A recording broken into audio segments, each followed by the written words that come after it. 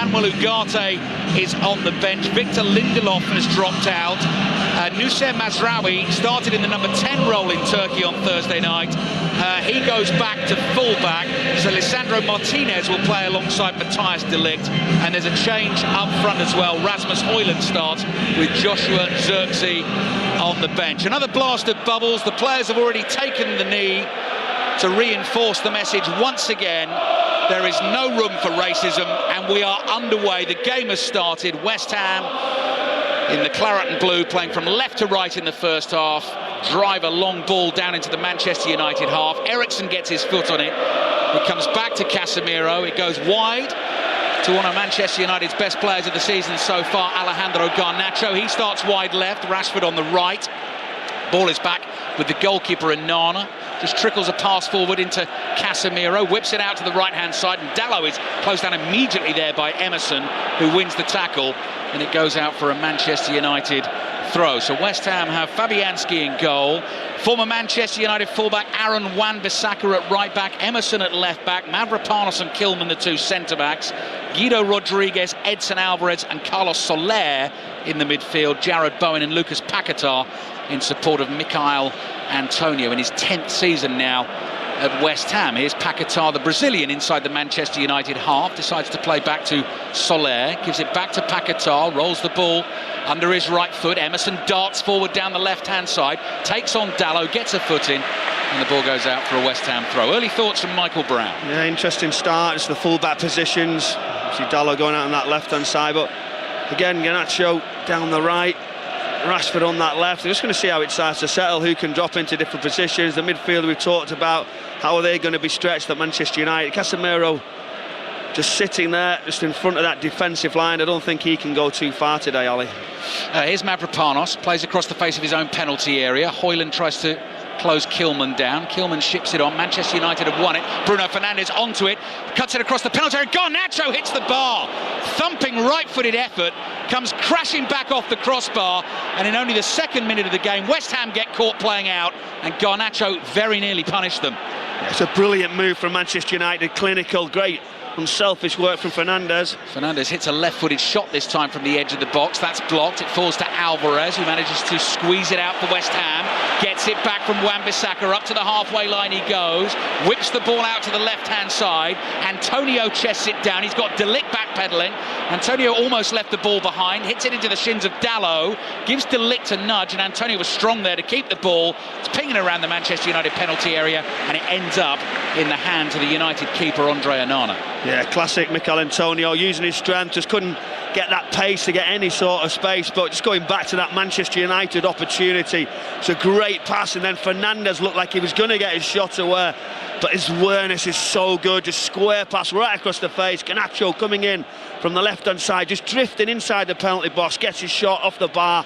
Great effort, and very unlucky for Manchester United. So 3 minutes in at the London Stadium, West Ham 0, Manchester United 0. Underway, Chelsea, Newcastle and Crystal Palace, Tottenham. Commentary on both games, Chelsea, Newcastle over on Sports Extra. Palace, Tottenham available as a commentary via the BBC Sports website. West Ham are giving the ball away again. Casemiro's volleyed a pass forward, which Garnacho has brought under control. Up against Wan-Bissaka, moves infield. His pass goes astray. Jared Bowen gets a first touch of the afternoon, tries to run it down the right-hand touchline.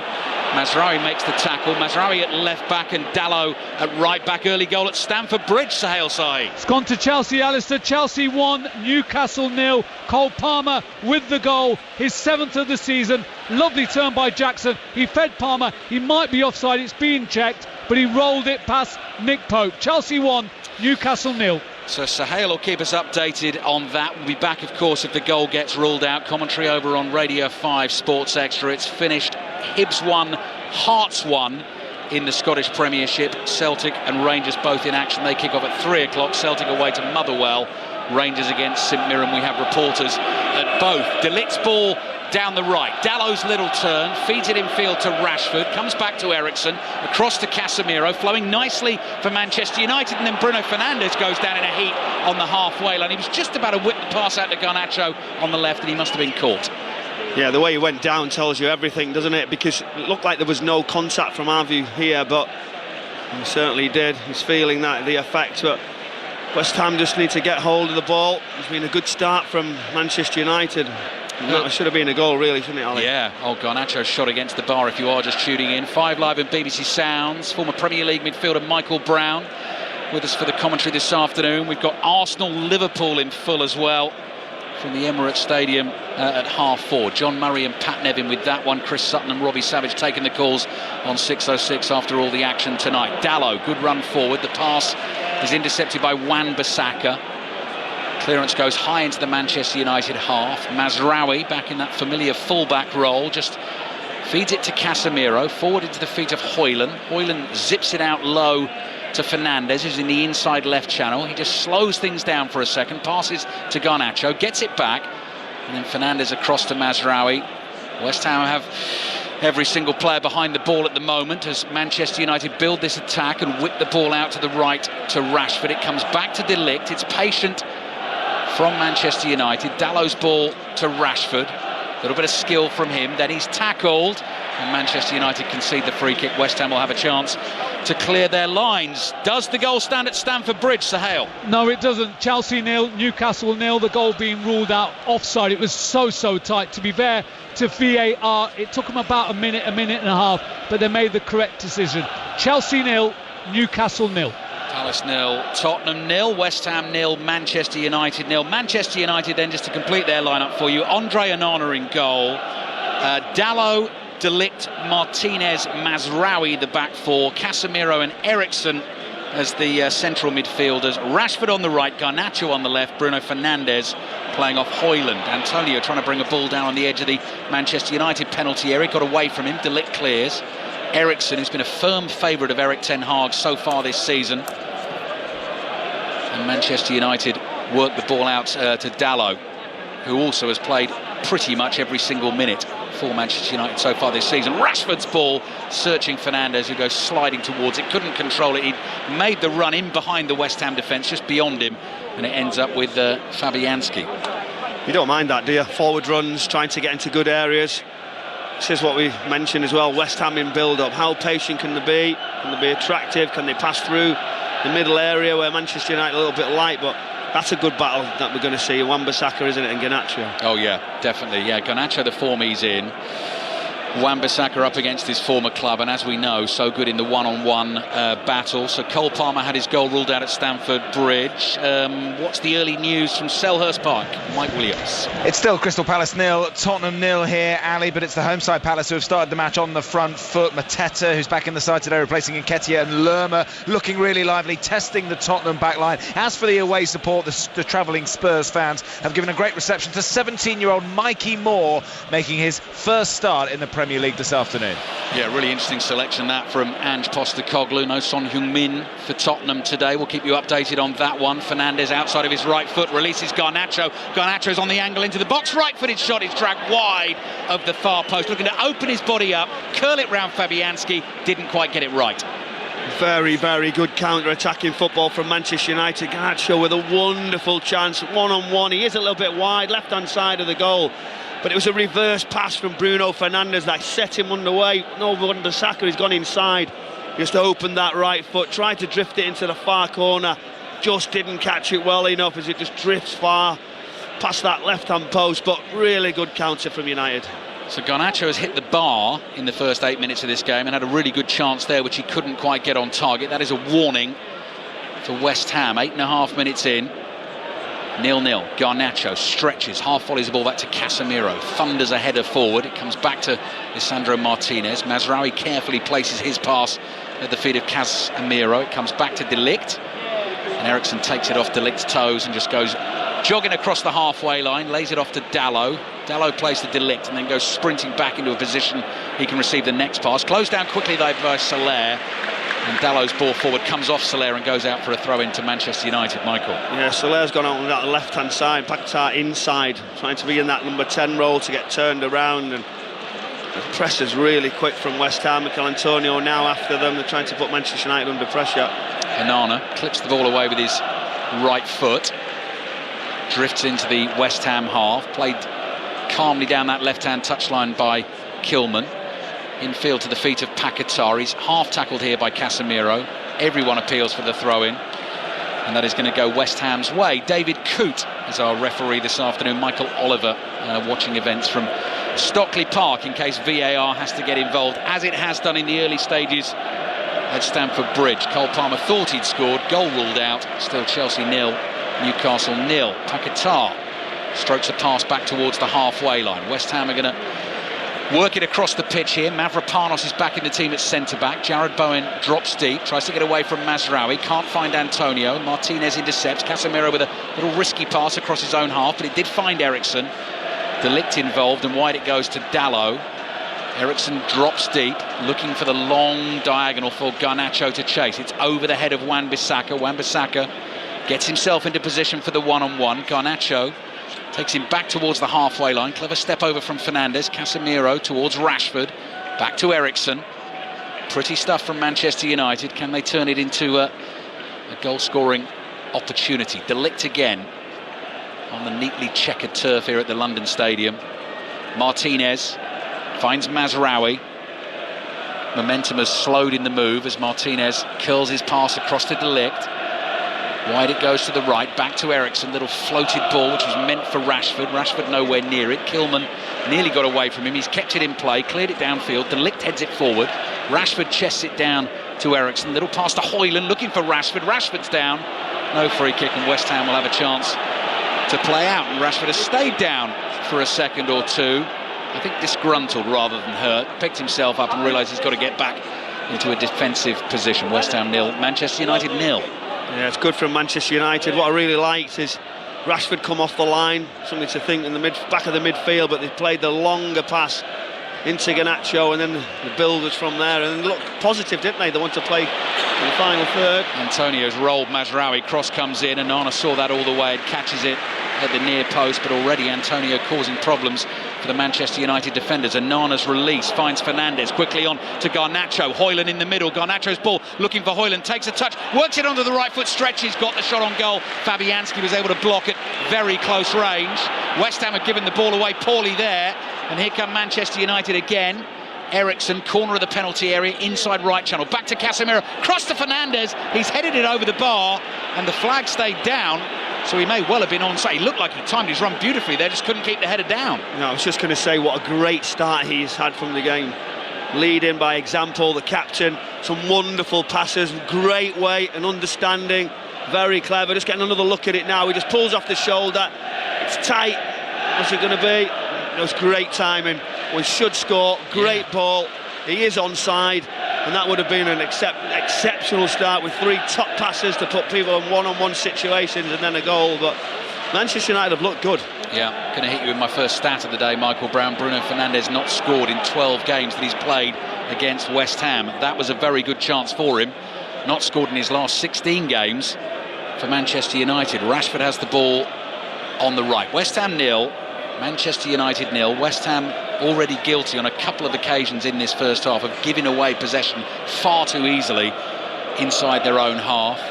Rashford looking to thread one through to Dalot. The pass is deflected, but it does reach Dalot. His cross is blocked, and it goes out for a throw-in. Lots of spectators on that side of the ground, the opposite side to us. You can see have got the hands up against the eyes, shielding against the sunshine, which is beaming in. There's a big sort of oval shape of sunshine over on that section of stand. The throw's just too long, goes behind for a goal kick. Rashford was chasing, he got the cross into the box, but the ball had already got away from him. They're getting into some good positions. So the last one as well, that sliding pass into Garnacho, who feeds it into Højlund. It was a clever turn, you know. It looked like he's going to shoot straight away with his left foot, but he just brings it inside very late and just tries to catch it on the slide with the outside, but Fabianski does well, good save, but that was the other opportunity for Manchester United.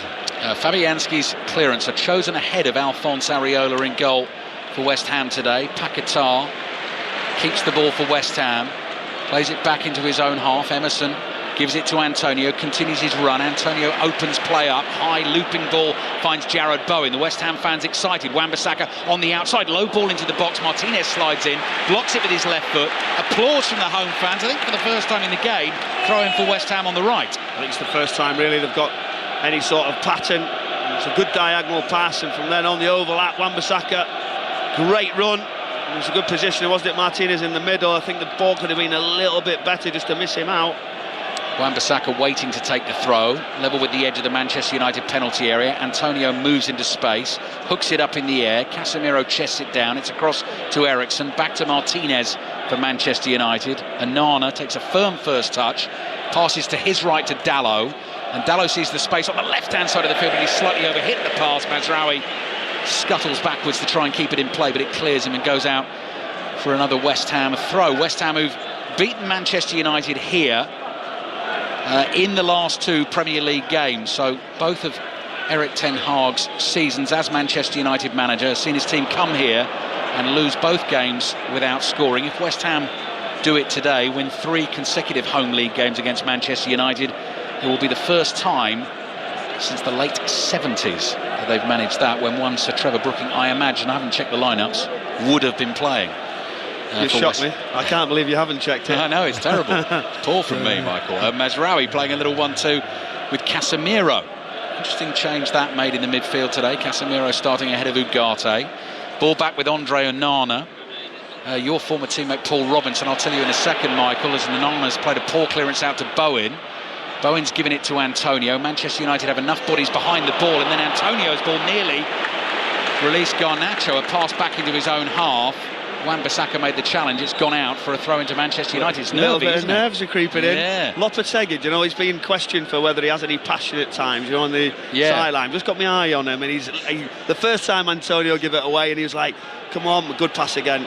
Fernandes ball, looking for Rashford. Rashford popped up in the inside left channel there. It didn't quite reach him, and West Ham have a chance now to bring the ball out of their own half. Emerson starts to charge forward with the ball at his feet. Played back to him by Paquetá, still moving. Martinez gets a foot in for Manchester United. De Ligt, pacey pass back to his goalkeeper Onana. Clears with his left foot. Wan-Bissaka's read that, intercepts it on the volley. West Ham work it wide to Antonio. They'd probably rather he was in the middle here. High swinging cross in towards the far post. And Dalot taking absolutely no chances. No one near him really, but he cushions the header behind for a corner to West Ham. It was actually better that it was a bad ball. Yeah. Because it was so deep, the cross. Exactly, I was just thinking the same thing. Mikel Antonio drifts out the right-hand side. It needs to be a Wan-Bissaka cross. That's when you're playing to the striker's strengths, and I don't think West Ham do that enough with Antonio. Chelsea 0, Newcastle 0, Crystal Palace 0, Tottenham 0, West Ham 0, Manchester United 0. Corner for West Ham. What can they work from this? Plenty of white Manchester United shirts in the 6-yard box. Delivery is swinging away from goal. Volleyed attempt by Jarrod Bowen, who timed the run brilliantly, just didn't make connection with the ball. Garnacho's onto it for Manchester United inside his own half, over the shoulder of Bruno Fernandes. It drops, perfectly placed pass. Fernandes, though, is tackled here by Edson Alvarez, who stuck to his task well there, ran with Fernandes all the way, and he's available again, the Mexican, in his silver boots. He sees space in front of him inside the West Ham half. Forward to Antonio, holds off De Ligt, plays it to his left, down the line to Antonio, worked in field. That is really good football from West Ham. Emerson back to Antonio. Low ball into the midfield, comes to Rodriguez. Now it's Wan-Bissaka on the right-hand side. Slight deflection on the cross, caught by Onana. Straight to Stamford Bridge, Sahel Sahi. Chelsea have taken the lead this time, and it will stand. Chelsea 1, Newcastle 0. Cole Palmer, the chief architect, sliced open the Newcastle defence. Neto squared the ball for Jackson, and what a simple finish it was. Chelsea 1, Newcastle 0. Commentary continues over on Sports Extra. 18 minutes gone in the first half in the sunshine here at the London Stadium. West Ham 0, Manchester United 0. Casemiro lets the ball run past him into the West Ham half. He goes. Garnacho in space on the left, walking pace, plays back to Mazraoui. Bruno Fernandes drops deep, central position, 45 yards from goal. Low curling pass out to Dalot. Dalot sizes up his opposite fullback there, Emerson. Decides not to try and go past him. Manchester United play back. Martinez to Fernandes. Martinez again. Little space for him to move into. Then out to the right it goes to Dalot. Dalot's pass back towards the halfway line. Mazraoui side foots it forward. Casemiro let it run. No one there for Manchester United to receive the pass, and West Ham have it. He tried a little overs, didn't he? But he got it wrong. We thought someone was behind him, but this is promising. Yeah, good ball from Paquetá. Great vision to spot the run of Wan-Bissaka. Garnacho's back in front of his man. Wan-Bissaka plays it to Bowen. They're on the corner of the Manchester United penalty area. Wan-Bissaka dangles a left leg, then a right leg over the ball. Paquetá's first time pass just beyond Bowen. Behind it goes for the goal kick. I mentioned your former teammate Paul Robinson. He reckoned that the Onana double save, have you seen it on Thursday night from En-Nesyri, better than David Raya's double save for Arsenal against Atalanta? Don't ever believe what Paul Really? Robinson says.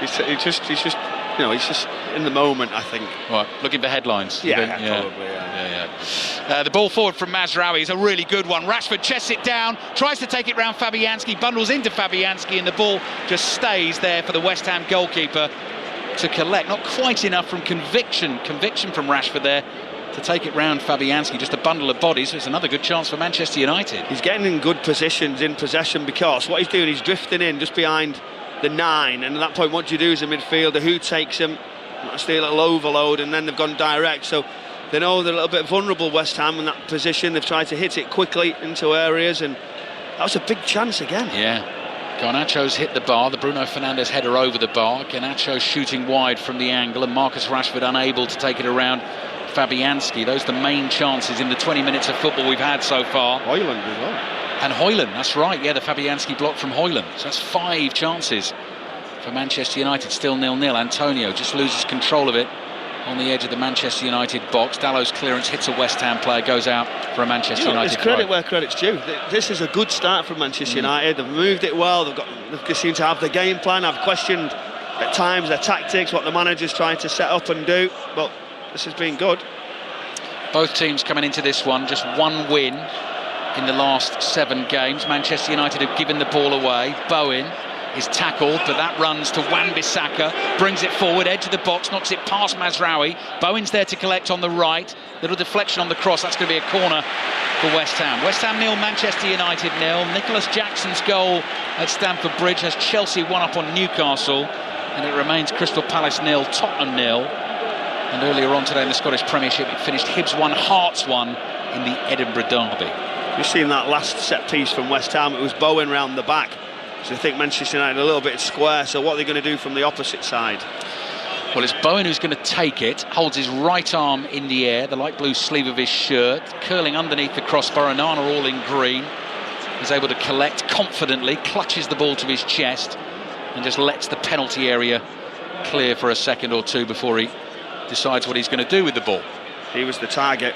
They all went around the goalkeeper, tried to put the pressure on. Great take. Bruno Fernandes into the feet of Garnacho, holds off Wan-Bissaka, back to the Manchester United captain. The Portuguese international plays his 1-2 this time with Højlund. Casemiro to Mazraoui.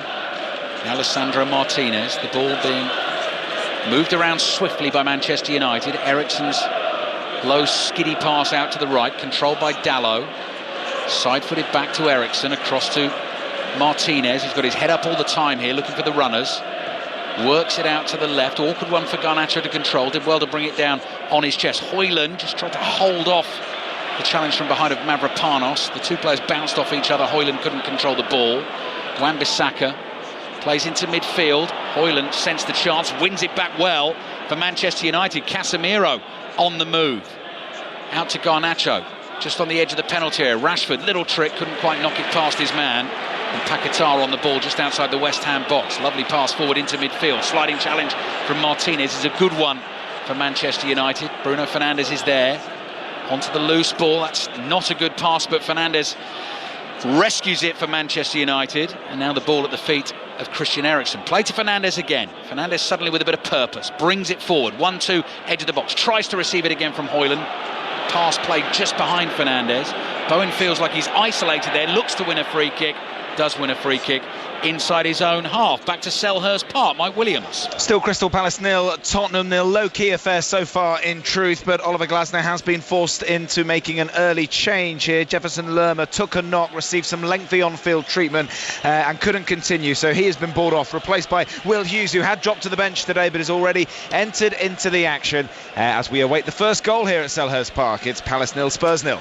Thanks, Mike. If you want commentary of that game, head to the BBC Sport website and you'll find a link for it there. Chelsea-Newcastle is over on Radio 5 Sports Extra here on 5 Live. This is West Ham 0, Manchester United 0, and we've still got Arsenal-Liverpool to come at 4:30 in the Premier League today. De Ligt's ball to Martinez, under pressure inside his own penalty area, passes it round Bowen to Mazraoui, down the line to Fernandes. Fernandes knocked to the floor as he played his pass to Garnacho. United get the free kick.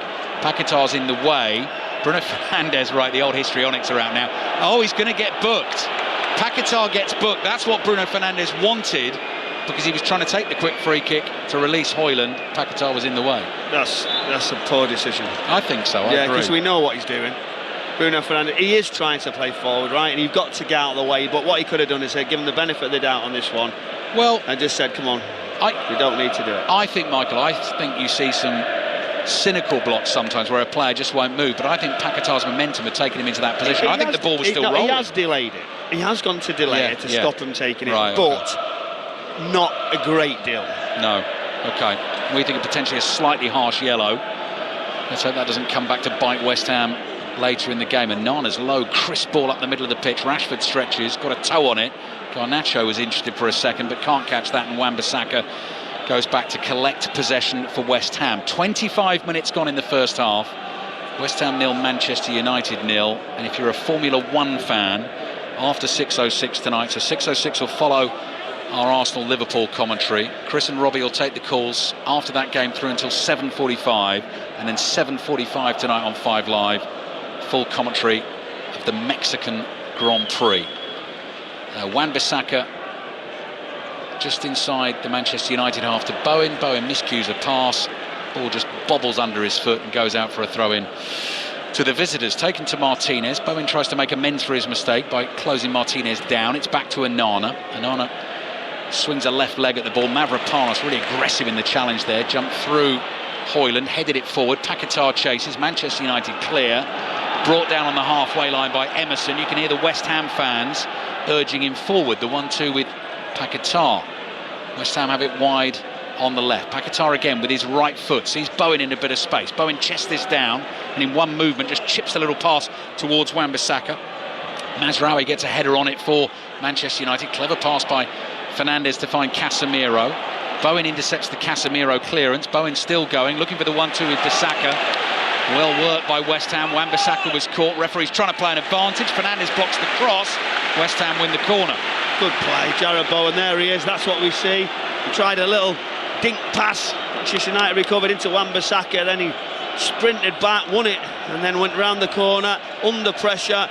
Just has that little drop of the shoulder, drift into areas, and then it was getting tight as he tries to get the cross in and managed to win that corner. More stats coming your way in a second. Michael Brown. 27 minutes gone in the first half. Let's see what West Ham can do with the corner. Carlos Soler on loan from Paris Saint-Germain, making a first Premier League start of the season for West Ham with his right foot. An away swinger. Header is just over the bar from Paquetá, who had free space to leap and direct the header towards the top corner, but couldn't keep it down. So Manchester United 60% possession so far in the game.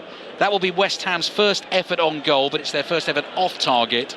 So one shot, one off target if we're counting. So do you know what was funny? You were set up. You were set up for I was set up for 0-0-0-0. I know you were. Yeah. I've got it on my screen as How well. have you And got I it? sat there and I was waiting. And going, he's the stat coming just as they're going to change it. Yeah, exactly.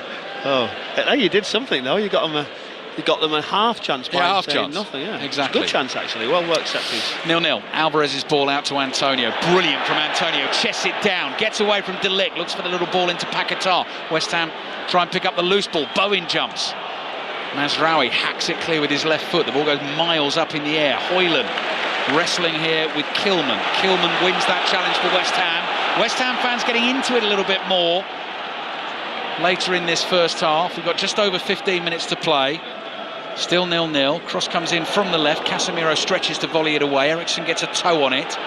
West Ham have it again. Fernandes reads that pass. Lays it off to Rashford. Rashford forward to Højlund. Touch and turn from him. Back to Casemiro. Brilliantly worked by Manchester United. Rashford making a great run through the middle if Garnacho can find him. Garnacho's tackled by Mavropanos on the edge of the box. He was offside. So Garnacho is down hurt after the challenge by Mavropanos. Rashford was frustrated he didn't get the pass.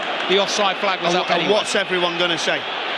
That the flag could have gone up earlier. The flag could have gone up. It's in a wide position and he's got hurt. It was a late challenge that he's got to get over the top. Manchester United staff are all up. He's getting another look now. and it's so tight. By the way, I was having a look at Alvarez stays in. I thought he maybe played him on, and then as Mavropanos comes over, just a look, how much contact is there? Oh, it's quite high up on his knee as well. Yeah, Mavropanos comes sliding in. The whistle obviously hadn't gone, so they're playing as if everything is still live because the flag stayed down. And as you say, he's launched himself from a long way off, and initially his legs are on the floor, but as he continues the challenge, they go up and they catch Garnacho. Manchester United complaining about the challenge. That as well, Ali, that offside. Yeah, which is why he left the flag down, Michael, which is why he's got to, hasn't he, leave it down, and then Garnacho obviously gets hurt. But if he wasn't offside and Manchester United turned it into a goal, that's why Anthony Taylor has to leave that flag down. Craig Taylor, beg your pardon, the assistant referee on the far side of the field. So a little bit of drama and consternation. Michael Oliver have been having a little look. I thought he was going to be called upon. Yeah. Chelsea lead Newcastle 1-0. Nicholas Jackson has scored in the first half there. Still Palace 0, Tottenham 0. And this is still West Ham 0, Manchester United 0. Both managers out on the edge of the pitch. Long way from the dugouts here. Bit of a walk out to the edge of the pitch. Erik ten Hag in the gilet. Julian Lopetegui all in black, his West Ham team, worked the ball out from the back nicely. Wan-Bissaka is running diagonally across his own half, given the freedom of the London Stadium at the moment. Still going, he's deep into Manchester United territory, lays it off, he wants the return pass, doesn't get it. Paquetá does though. Central position, 35 yards out, and can't work that ball to the left to Emerson, and Manchester United will look to go on the counter. Casemiro with a little nutmeg on Emerson. Plays a 1-2 inside his own half. Eriksen picks up the running across to Fernandes. Fernandes from deep, looking to get that ball away to Dalot. The flag stays down. Dalot takes it past the goalkeeper. Oh, and drives it over the bar. How on earth has he missed that? Fernandes' pass was brilliant. Dalot's touch was perfect past the goalkeeper, and then the ball bounced up and he couldn't apply the finishing touch. I'll get the thoughts of Michael Brown in a second, but there's been a goal at Selhurst Park. Mike Williams. Crystal Palace have their first goal in the month of October. They'd only scored once in 4 games before this match, but they're off the mark here and they deserve it. Jean-Philippe Mateta back in the side today with his 3rd goal of the season. Close range, firing low, past Vicario after some heavy pressure from Palace. They now are benefited finally by taking the lead. Tottenham with work to do. Palace 1, Spurs 0. Thank you, Mike. Goal at Stamford Bridge as well. Sohail Sahi. Yeah, Newcastle have equalised. It is being checked for offside though. Chelsea 1, Newcastle 1. The goal scorer, Alexander Isak. It was a good move down the left-hand side, and the old Chelsea ex, Lewis Hall, with the delivery. Isak with a comfortable finish, but it is being checked for offside. Chelsea 1, Newcastle 1 as it stands. OK, we'll give you confirmation of that as soon as we can, and it should be 1-0 to Manchester United here. Actually, it deceived me, Michael. The shot didn't go over the bar, it went wide of the target, and Dalot actually let that ball bounce twice before hitting it with the instep of his right boot. He'd done everything. It's another fabulous ball from Bruno Fernandes. Broke that offside trap, and then he's away. Fabianski thinks, can I get it? Then he's in no man's land, lobs it over the top of him, and then he's waiting as the ball's bouncing. The West Ham players desperately trying to sprint, sliding in the goal mouth to try and stop it. He goes for power, gets it all wrong, doesn't he? Yeah. Over and wide, and it's a massive chance again. Got a question for you about that in just a second. Mazraoui heads the ball away. He's taken a whack in the kidneys there. He's holding his right side, picks himself up, play continues. Ball hits Højlund's head inside his own half. Garnacho heads it to Eriksen, who powers a header forward, but that's collected inside his own half by Guido Rodriguez. Do you think the desperate attempts from the West Ham defenders actually mean that Dalot tries to do a bit more with the finish than 100%. He needed? Yeah. 100%, and that's really good defending. You give everything you possibly can, and what we haven't seen, it was an eye-watering moment. I didn't see which West Ham players, the both slid in, splits the post with his leg, so you can only imagine how that felt. Ouch. He was down for a little bit, but that's probably what made him go for a little bit more power, because as it's settling down he would have just stroked it home, but he's had to go and try and strike it clean, and it's a big miss at this level. West Ham 0, Manchester United 0. West Ham attack building. Jarrod Bowen gets away from Casemiro, looks for the run of Antonio, cleared by De Ligt. Back to Stamford Bridge as the Newcastle goal stands to hail. Yes, it does stand. So Alexander Isak with his 2nd of the season and his 1st away from St James's Park in the Premier League. The goal stands. Chelsea 1, Newcastle 1. West Ham 0, Manchester United 0. Steve Crossman back with you at half-time, building up towards our second Premier League commentary of the day. Arsenal, Liverpool in full at half-4. John Murray and Pat Nevin bringing you that one. Chelsea, Newcastle's over on Sports Extra.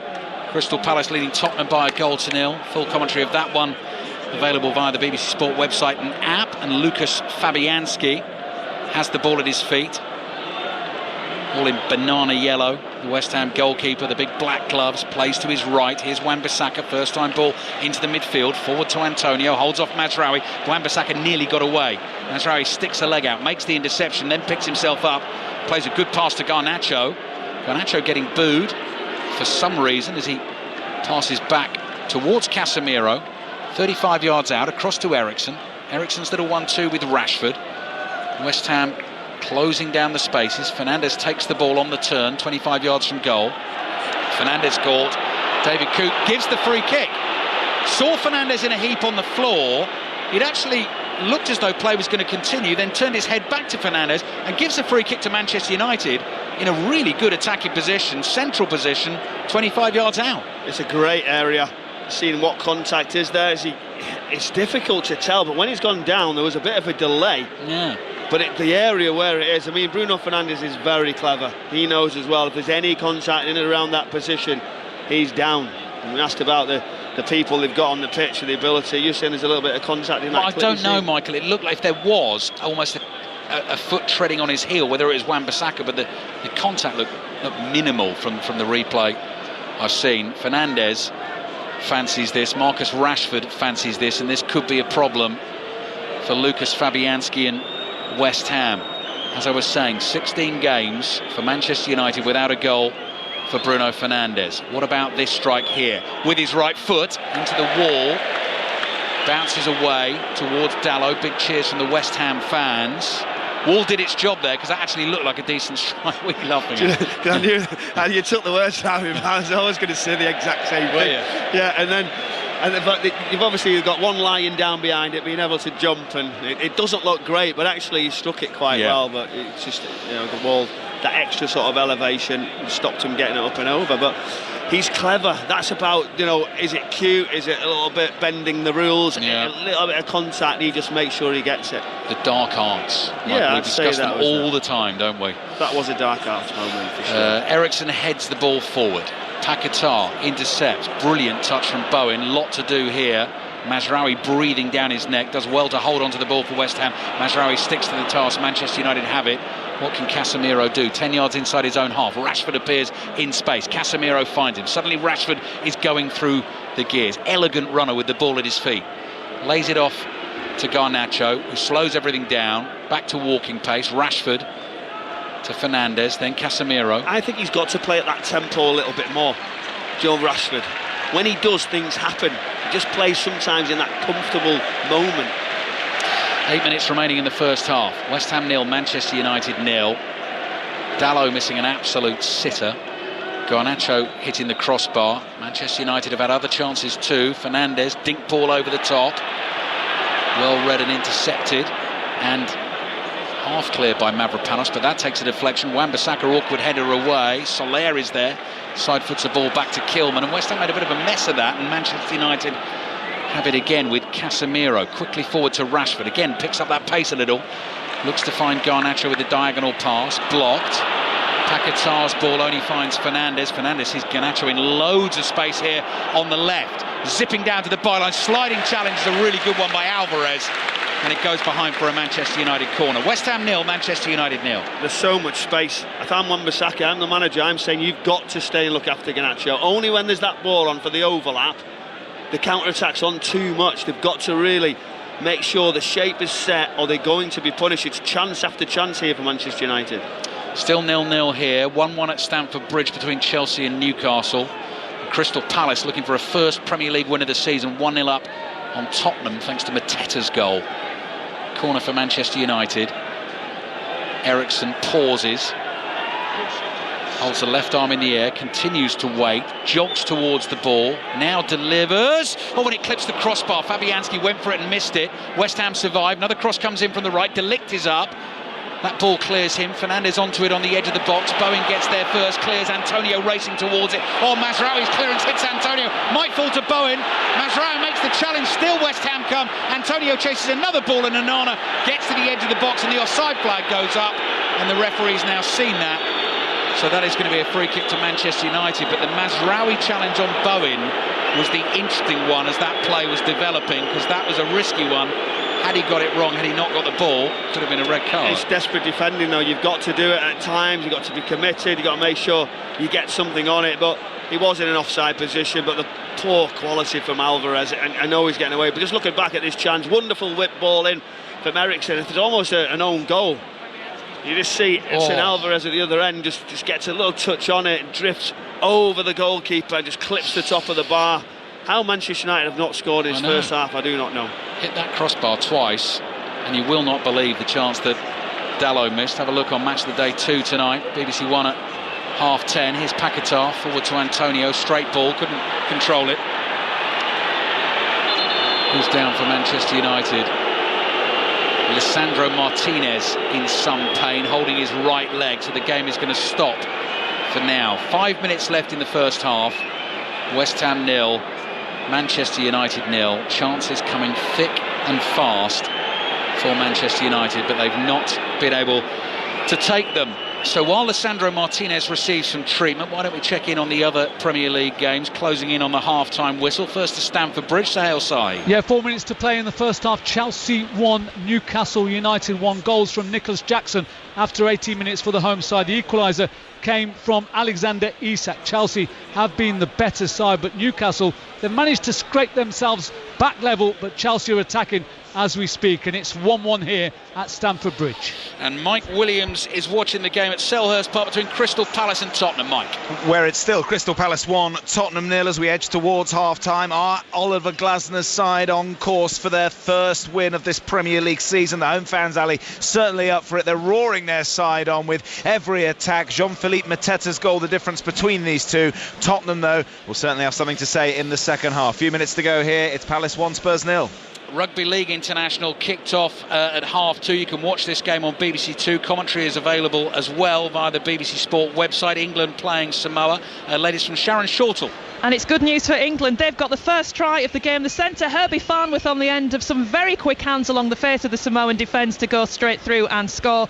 They lead by 4 points to 0 with a kick just about to come from Harry Smith. But Sean Wayne's men off to the ideal start. England 4, Samoa 0. Still got two players down here. Lisandro Martinez for Manchester United. West Ham player in their half of the field. Slowly getting to his feet. Who is it? Is that Mavropanos? Mavropanos. It's Mavropanos who took a knock. And Martinez now on his feet, and he's going to have to leave the field having received the treatment. So the game will get back underway. What have we made of the first half overall then, Michael Brown? I think it's been a really good first half, especially from a Manchester United perspective. West Ham have had the moments when they've tried to counter, tried to have a little bit of build-up, some diagonal passes and overloads from full-back areas. But Manchester United completely dominated with opportunities, slick passing, good counter-attacks. Bruno Fernandes being exceptional in the first half. He had a big chance with his head, which he should have scored, but he obviously hit the woodwork as well twice. So Manchester United has been really good. West Ham fans are just getting a little bit, you can see, a little bit edgy. Yeah. The groans are starting to happen. Someone a couple of minutes ago opened a very pungent bag of cheese and onion crisps, which has made me slightly hungry as we head towards the half-time whistle here. It's quite far to get anything here. I know it is. I know it. Oh, but by the way, producer Rob Knopfler, you should see the biscuits he's brought. It's a bit special today, actually, Michael. Well, exactly. 2 minutes left in the first half. Back underway, and both injured defenders, temporarily injured defenders, back on the field. Oh, lovely turn from Fernandes. Scoot pass, looking for Rashford. Didn't quite come off. Paquetá. West Ham knocking it around and giving it away inside their own half. Eriksen's first time ball, now looks for Garnacho, finds Garnacho. Mavropanos won't like this. Garnacho takes him on, drives it in, and it's cleared inside the 6-yard box by Kilman and out for a throw-in to Manchester United on the left. I mean, I can see it from here, kind of. Wan-Bissaka cannot go forward anymore. He's got to stay and look after Garnacho. He's got acres. They just keep zipping it into him. I cannot believe they haven't scored again. Another chance. Martinez forward to Casemiro, wide to Mazraoui. Garnacho a little more infield. Here he is, ball at his feet, dazzling again. Oh, and he's tackled, caught. No, the foul was on Mazraoui. wide on the left. So Manchester United will get a free kick. For a second there, I thought it was the one on Garnacho on the corner of the penalty area, but Mazraoui is down hurt at the moment. And I'll tell you what, Manchester United do not want to lose any more left backs. Shaw and Malacia still on their way back. Mazraoui down, he's taken a couple of whacks in the last 10 minutes or so. Yeah, injuries. No, don't get the manager on them. No. So that would be a while. He wants something positive to talk about today, doesn't he? He's been under a lot of pressure. Interviews about people being ready and missing, etc., changing lots of personnel. He'd be delighted with his first half, but as you say, they need everyone fit. Shaw, Malacia, Maguire, Mainu, Mount, Yoro, who's yet to kick a ball for Manchester United, signed in the summer, and Anthony, who came on for a few minutes on Thursday and went off. Ericsson with the free kick. There's pace, good header, Fabianski, what a save! Full stretch to his left-hand side, must have seen that very, very late. The ball is still loose. De Ligt now goes down, the offside flag is up anyway. So West Ham will get themselves a free kick, but Ericsson's delivery zipped into that West Ham box, glancing header, it didn't need much on it, and Fabianski has done so well to keep that out of the West Ham net. It's all about the quality, that right foot, we've seen him do it so many times, drifts it in, and that just little touch towards the far post, and that left hand comes up and sort of hip height as he dives to that left hand side, top save. Dalot was the closest to the rebound, couldn't quite get a foot on it. I think he would have finished that one. He says He'd have unkindly. been nervous, I know that. Added time at the end of the first half.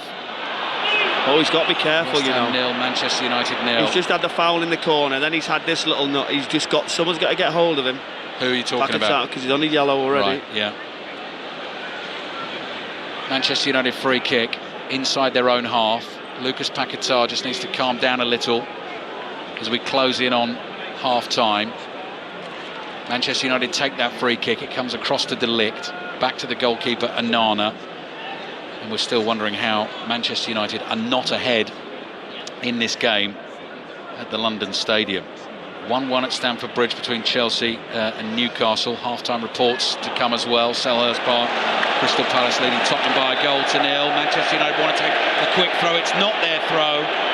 And Garnacho giving it the full theatrics here in railing against the decision.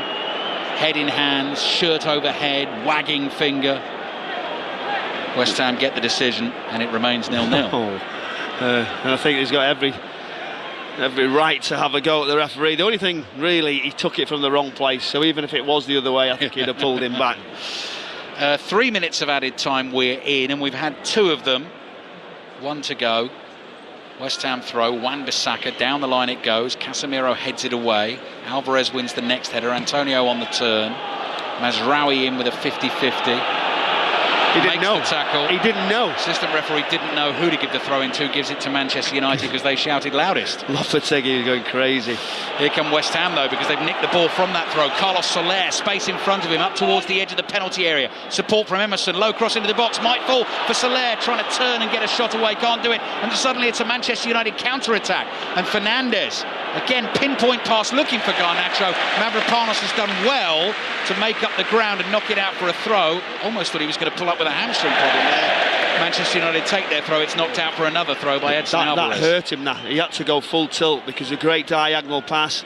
Again, a foot race with your centre-back and your wide left player is too much room. Something to think about.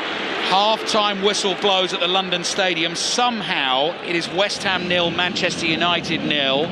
First 5 minutes of the game, Manchester United crashed one against the crossbar. That was Fernandes' pass into Garnacho.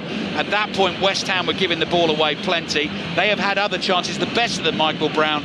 Again, Bruno Fernandes at the centre of it, found Dalot. Dalot did well to get round the keeper and somehow missed the chance. That was the one, wasn't it? We were all waiting, anticipation, as he just lobbed it over for Fabianski, waiting just to sit, put too much on it, wide and high.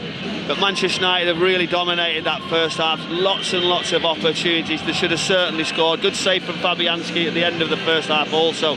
Bruno Fernandes, I've been really impressed with his sort of guile and understanding of some real quality forward passing. You've got a touch of dark chocolate and raspberry on the way with the half-time biscuit. Take it. We will take that. We're looking forward to it. Half-time at the London Stadium, Steve. West Ham 0, Manchester United 0. Well, I think West Ham fans will be blowing raspberries after that first half performance. I'm trying to work out, Michael, whether Garnacho is playing really well for Man United, or if West Ham are just showing absolutely no interest in stopping him. It's crazy. Honestly, Steve, he started really well. I thought this is going to be excellent. Wan-Bissaka v him, who's going to win the duel? Because you could see they're going to play the one-on-ones. And then all of a sudden, Wan-Bissaka's sort of, we know he wants to get forward, he wants to get involved, he wants to show some sort of urgency to get up the pitch because they haven't created anything, West Ham. But you might as well leave him there because it's just on. The last one there that we've just seen, that Mavropanos has had to come all the way full tilt to get somewhere near Garnacho has been impressive, and they will get punished. I can't believe Manchester United haven't gone ahead in the game. That is the question, though. Will they get punished? Because Manchester United are so... Is unclinical a word? Well, it is, and I see your point. But there was that one chance there just at the end where West Ham come forward, and I'm thinking, surely not. Surely West Ham are not going to go in with a lead.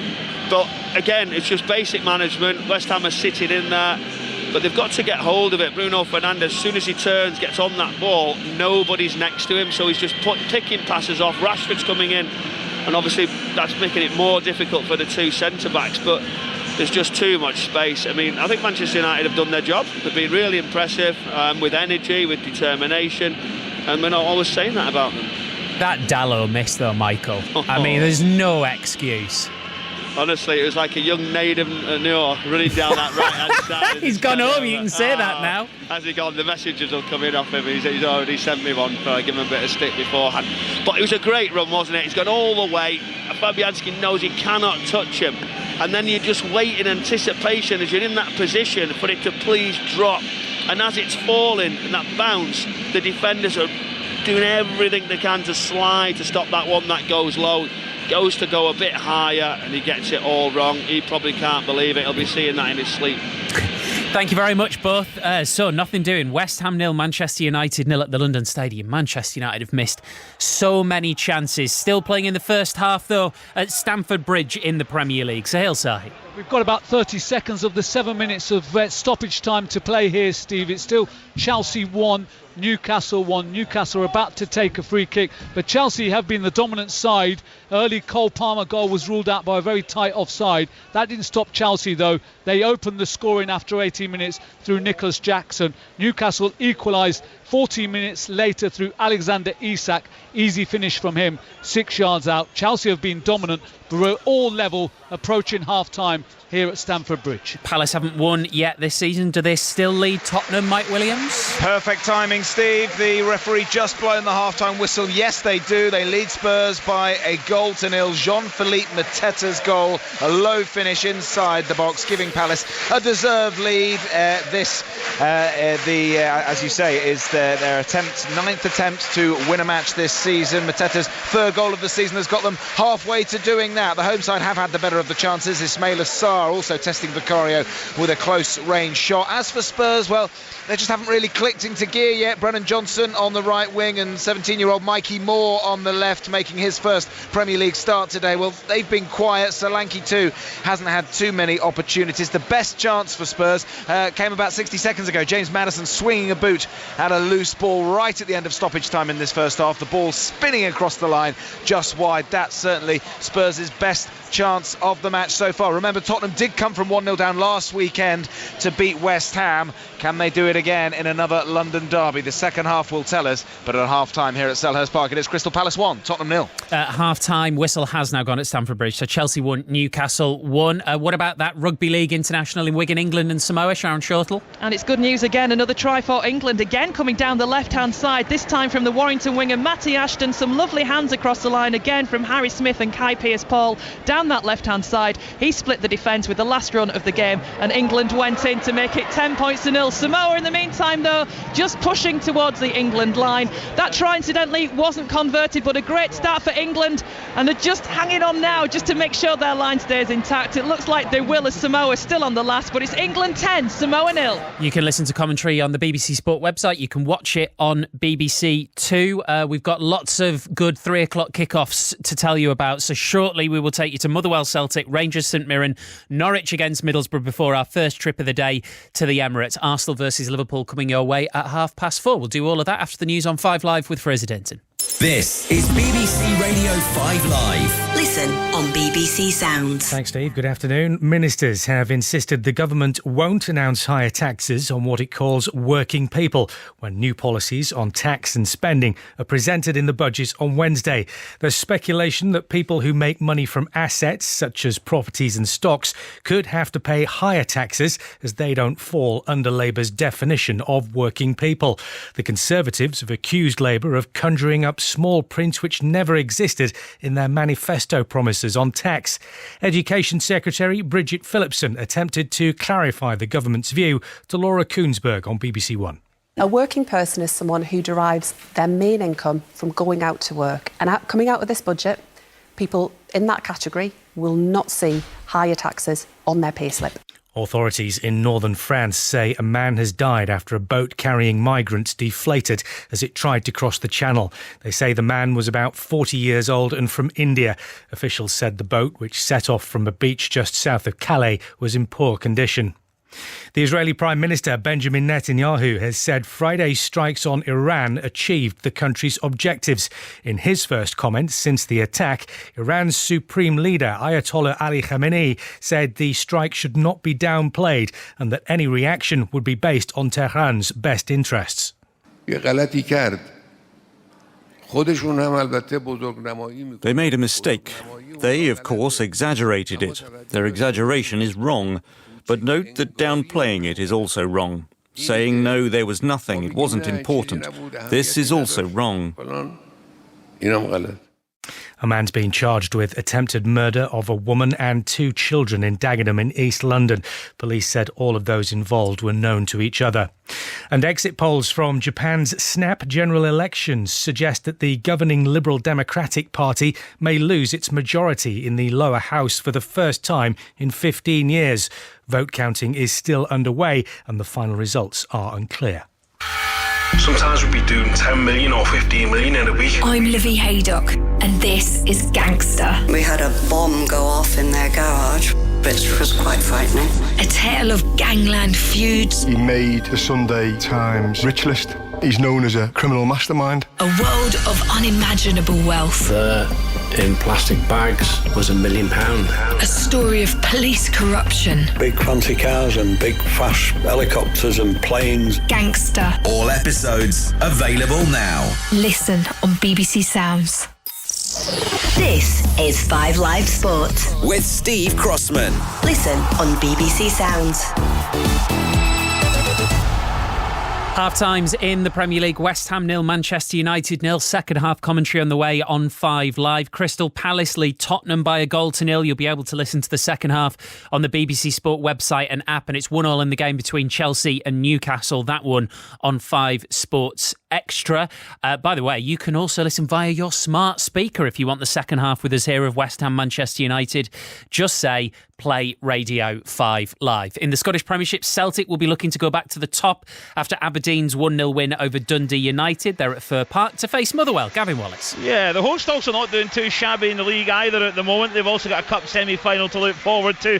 So quite a lot going on in this part of Lanarkshire, Steve, as the teams are coming out. Stuart Kettlewell giving first starts to 20-year-old forward-thinking defender Marvin Kalita, who's on loan from Wolves, and Welsh under-21 midfielder Tom Sparrow. He starts, formerly of Stoke City.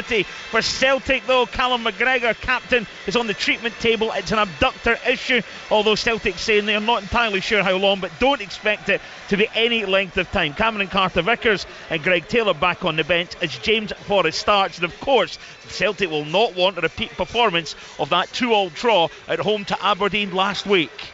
Rangers, by the way, are 9 points behind Aberdeen at the top of the Scottish Premiership. This is their game in hand. It's against St Mirren at Ibrox. Kenny Crawford. Yeah, there's renewed optimism, Stephen. What's been a roller coaster season so far for Rangers. That's because of the way Philippe Clement's men dismantled Steaua Bucharest 4-0 in the Europa League on Thursday. But with first placed Aberdeen 9 points ahead and Celtic 6 points better off than the Ibrox side, beating St Mirren at home today is a non-negotiable. The Paisley Buddies are going through a sticky patch, only one win in their last 11, and coming into this off the back of a 4-0 beating at Hearts. Former Hull City and Exeter City forward James Scott starts for Stephen Robinson's side. Rangers start Moroccan striker Hamza Igaman after his first goal for the club midweek. Mo Diamande, Robin Proper and Horatio Casemiro also start. John Sutter's rested, Tom Lawrence is out with a knee injury, and James Tavernier's on the bench, so Jack Butland is captain. And one full time in Scotland already today. Hibs won, Hearts won in the Edinburgh Derby, so they are still the bottom two. Hearts in 11th and Hibs are in 12th. In the Championship, Norwich versus Middlesbrough at Carrow Road. Win for either would take them into the top 6. Paul Scott. Carrow Road is a fortress right now, Steve. It's 20 league games without defeat here for Norwich. Boss Johannes Hoff Torup naming an unchanged starting lineup. He'll be assisted on the bench today by Jack Wilshere, who joined the Canaries coaching staff this week. Middlesbrough, while they're searching for consistency, they come into this off the back of a confidence-boosting win against Sheffield United last time out. All those games getting underway right now. At 4:30, full commentary in the Premier League of Arsenal versus Liverpool at the Emirates. That's where we find correspondent John Murray and Pat Nevin. Good afternoon, both. Good afternoon. Good afternoon. Now, John, you always hope for a game like this that you will get both teams fully fit, all players available, and clearly that is not the case for Arsenal. No, it's not the case. Well, it's not the case for Liverpool either. But it means that that's been the main topic of conversation here today. Who actually is going to be fit today? Because I think Mikel Arteta was vague enough, yet there have been clues. I mean, Bukayo Saka, for example, there have been pictures of him involved in training. And who's going to be fit enough at the back, i.e. is Timber going to be able to be involved? And if he's not, along with Calafiori and Saliba, who's obviously suspended, what will Mikel Arteta do at the back? So there are lots of questions to be answered over the course of the next half hour or so when the team news eventually comes out. More for Arsenal than for Liverpool, Pat. Yeah, maybe so, but every team is going to get it at some point. I mean, we've been reading and hearing all about Manchester United's troubles, and every team is going to get it just now, particularly if we've got European football, the demands on the players. It's going to happen. So you can moan about it all you like, or you can get on with it. And that's why you have a squad, and that's why you spend hundreds of millions of pounds. And yes, there are a few players missing. They will miss them, but it may well be that you have to ask Partey to play right fullback or something like that. Well, you've got to do it. I mean, it's no point complaining about it. What is a real shame is when what you want to see is a spectacle, and that's what we all want to see, and we want to hear. But sometimes, don't you know, that when you've got a couple of players that are not used to playing, they get out there and they're trying to show exciting, unusual and unexpected things can happen. So I've not given up, and that's been a cracker. Oh, absolutely. I know. The last thing I'm trying to do is play it down. It's just an interesting added bit of spice to it. If Liverpool were to win today, Pat, do we reach the time where we start putting them on a level with Arsenal in terms of season expectation? You know what? I say yes. Okay. And it's today. And I think it's a great question. And before today, I would say no. Because Manchester City and Arsenal have been so far ahead for so long, it feels, and Liverpool were a distance away for a variety of reasons. However, if you keep on winning and not playing spectacularly well, John and I were both over in Leipzig for the game over there. They won it, but without playing spectacularly well for large periods of it, and it's the old cliche, one of the oldest ones in the book. If you can win games while not playing well, you're a very, very good team. And there's more to come from this Liverpool team. But if they win here, away from home, at Arsenal, you've got to say, yeah, you're in there. You're in with the battle. You're in with the fight. You've got a chance. Full commentary at 4:30. Thank you very much both. Arsenal versus Liverpool. We'll be back with John Murray and with Pat Nevin once we are done with our 3 2:00 kickoffs in the Premier League. Chelsea versus Newcastle. Head over right now if you want to listen to the second half of that to 5 Sports Extra. It's 1 apiece there. If you want to listen to the second half of Crystal Palace 1, Tottenham 0, that's the BBC Sport website and app. For us, West Ham versus Manchester United here on 5 Live. Eric Ten Hag just retaking his seat, and so are Michael Brown and Ali Brucebull.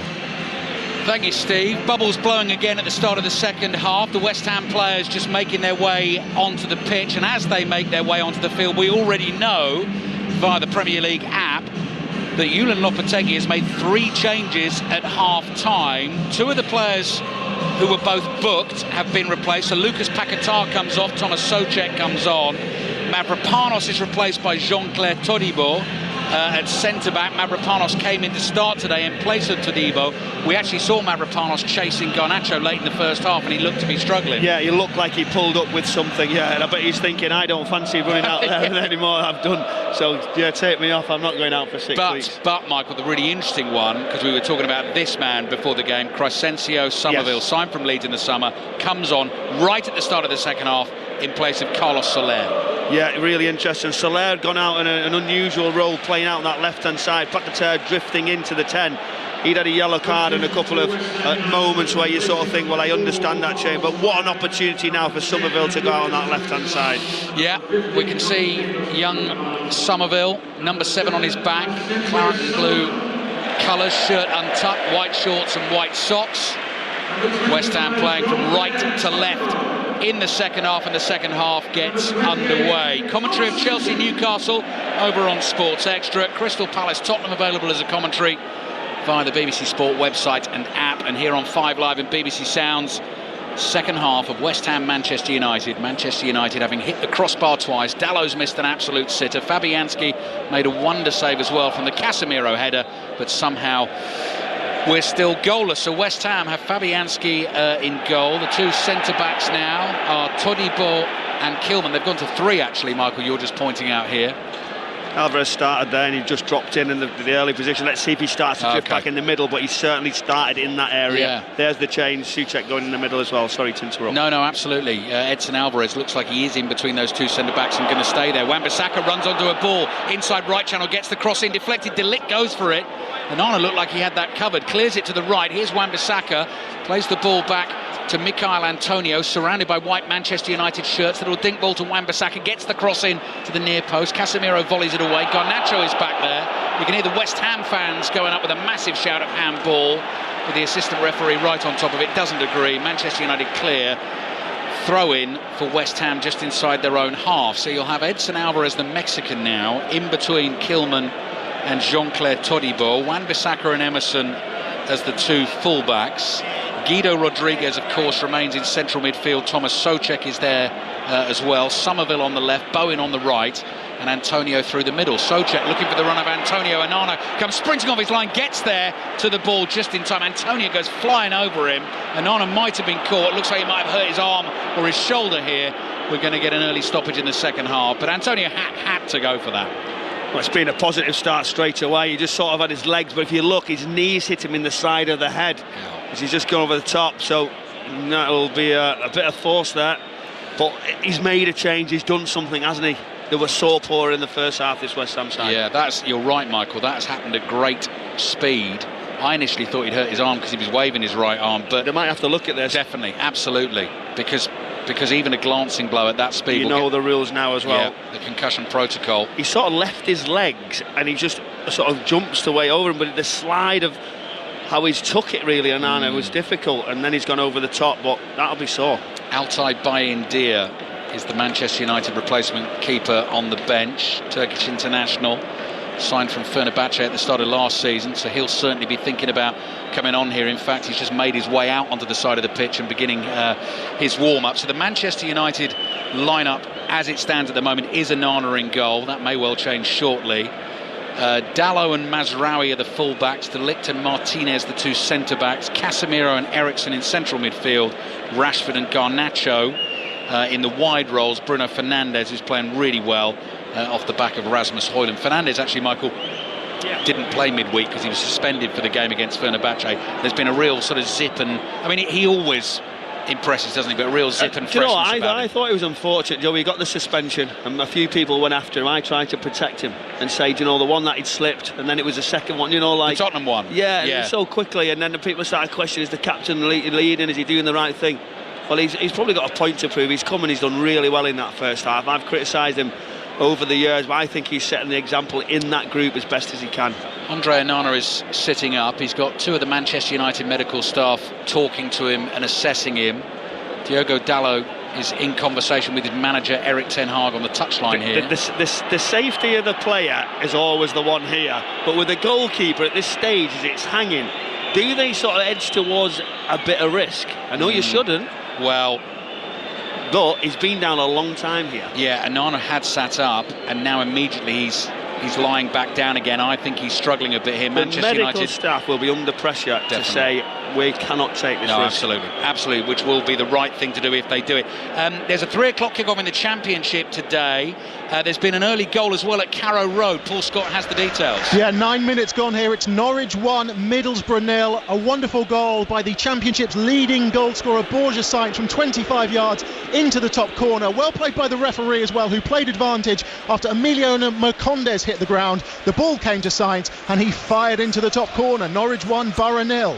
Should say as well, the 2 3 o'clock kickoffs in the Scottish Premiership underway. That is Motherwell Celtic and Rangers against St Mirren. Aberdeen top of the table after their win yesterday. They're on 25 points, Celtic on 22 and Rangers on 16. I mean, the West Ham fans are booing and jeering Andre Onana here, but he has every right to take as long as he can to get ready. And you're right, Mugger, they've been really careful there. They've got to check he's okay, and if he feels at all groggy or doesn't look right, then he's got to come off. So Bayindir continues his warm-ups. For now, Onana continues, and Antonio actually did go over and again and just check he was okay and apologise for catching him. So Onana's dribbling the ball outside his penalty area now. The game is back underway. Interrupted start to the second half at the London Stadium. Beautiful bright blue skies above us here. Rashford inside his own half, plays to Casemiro. Casemiro's first time ball forward finds Højlund. Højlund inside the West Ham area on his left foot, lays it back to Eriksen, hits a powerful shot there into the body of Alvarez. Alvarez clears with his left foot only as far as De Ligt. De Ligt plays to his right hand side to Rashford. Rashford looking for runners here, plays it down the line, goes out for a throw. Goal at Stamford Bridge, Sahel Sahi. Chelsea 2, Newcastle 1. 2 minutes into the second half, the ball was won in midfield. It was fed to Cole Palmer, just forward and left of the arc of the centre circle. He drove to the penalty area and a stinging left-footed drive. Nick Pope had no chance. Chelsea 2, Newcastle 1. Commentary continues over on Sports Extra. Still West Ham 0, Manchester United 0. Mention of Newcastle reminds me as well, Dan Byrne, one of the guests on the Monday Night Club tomorrow night from 7 o'clock on 5 Live and BBC Sounds. Jarrod Bowen on the ball, attacking for West Ham, up to the edge of the area. Left-footed shot blocked by Mazraoui. Ball spins loose into the Manchester United half.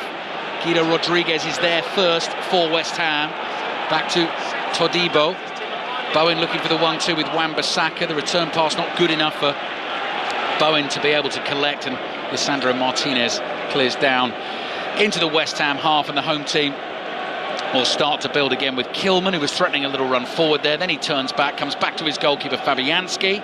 He's closed down by Bruno Fernandes. He floats a pass to his right. Wan-Bissaka, clever flicked header behind him. It bounces in front of Bowen. Bowen side foots a pass towards Antonio, and Antonio knew that offside flag was going up, and it does indeed go up. Manchester United free kick on the way. Yeah, a bit of life in this West Ham side now. Great counter. Mikel Antonio just sets Bowen away. And he's just seen Somerville's run, his arms waving, thinking, can you drift it across to me? But he comes inside on that left foot, tries to get a shot away. We've seen him do it so many times. He just gets it blocked. He couldn't get it a strike. Good defending from Manchester United, but it's been better from West Ham. They feel more comfortable in this role as Alvarez just chops back in from that midfield area. So in possession, he just falls forward. Rashford's first time ball forward, high and spinning. Headed away to the halfway line. Rashford's missed his touch. Somerville nearly got there for West Ham. De Ligt there first for Manchester United. Now Casemiro has it in the centre circle. Rolls it to Rashford. Flicks it with the outside of his right boot to Dalot. Rashford makes a run on the outside. Dalot's low pass looking for Bruno Fernandes. Central position, 25 yards out. Goes back to the right here to Rashford. First time ball. Pace on the cross. Garnacho's volley into the side netting. Angle was tight. Hit it well. Was going to do really well though to beat Fabianski. From there, another goal at Carrow Road, Paul Scott. Yeah, 13 minutes gone. It's Norwich 1, Middlesbrough 1. Borough were not behind for long. Across from the left-hand side from Nuno Borges, met by the volley of Tommy Conway, who squeezed it in at the far post. It's Norwich 1, Middlesbrough 1. Goal at Ibrox as well, Kenny Crawford. 15 minutes gone. It's Rangers 1, St Mirren 0. Bo Diomande, the scorer. The Ivory Coast midfielder was on hand to tuck in the rebound when Belgian midfielder Nico Raskin's shot was only parried. It's Rangers 1, St Mirren 0. Chelsea lead Newcastle 2-1 in the Premier League. Cole Palmer's got them in front with an early goal in the second half. Crystal Palace are 1-0 up on Tottenham. Still West Ham 0, Manchester United 0 earlier on in the Scottish Premiership. Hibs 1, Hearts 1. Onana. We're keeping an eye on him as well, the Manchester United goalkeeper, having taken that glancing blow to the head. Wan-Bissaka speeding down the right again for West Ham in his bright orange boots. 1-2 with Bowen works well. Little cut back here, looking for Souček. Manchester United have it away for now, but Garnacho's in all sorts of trouble there in the right back spot. He's lost the ball to Wan-Bissaka. Here's Souček inside the Manchester United box. United get bodies around him. West Ham recycle. Clever back heel from Somerville. Antonio's right-footed curling shot wide of the target and behind for the goal kick to Manchester United. Much better tempo, energy. Souček just looks like he was running out of space when it's the slide tackle and the circulating across the face. It was a brilliant little flick from Somerville. He was under pressure, he carries on, it's great space as he runs forward. Mikel Antonio just comes inside with that right foot, tries to drift it far post and wide. Full commentary of Arsenal against Liverpool to come here on 5 Live and BBC Sounds. We're available on your smart speakers as well. Just say play BBC Radio 5 Live and you'll get the football commentary coming through loud and clear. John Murray and Pat Nevin with the commentary this afternoon, then 6:06 through until 7:45, then the Mexican Grand Prix. And if you're an NFL fan, that's on at 8 o'clock tonight, and it's the Chicago Bears at the Washington Commanders. Both teams have started the season pretty well. Here's Højlund wrestling with Todibo. Todibo wins the battle, plays a pass back into his own area to Alvarez. A real change for West Ham at half-time to the back three. Somerville, I mean, one touch of the ball, Michael, and he got the fans out their seats, didn't he? It was a good touch. You know, they'll just be delighted to get into Manchester United's penalty area, try and get some sort of contact. Just the fans as well, they want something to go at. Yeah. You got a bit of noise and a bit of tempo. It does lift you when them supporters go and you get into positions. The other counter as well was from Jared Bowen, so a little bit, but I'm glad he's had to change something, hasn't he? Yeah, he did. De Ligt's ball down the right for Rashford.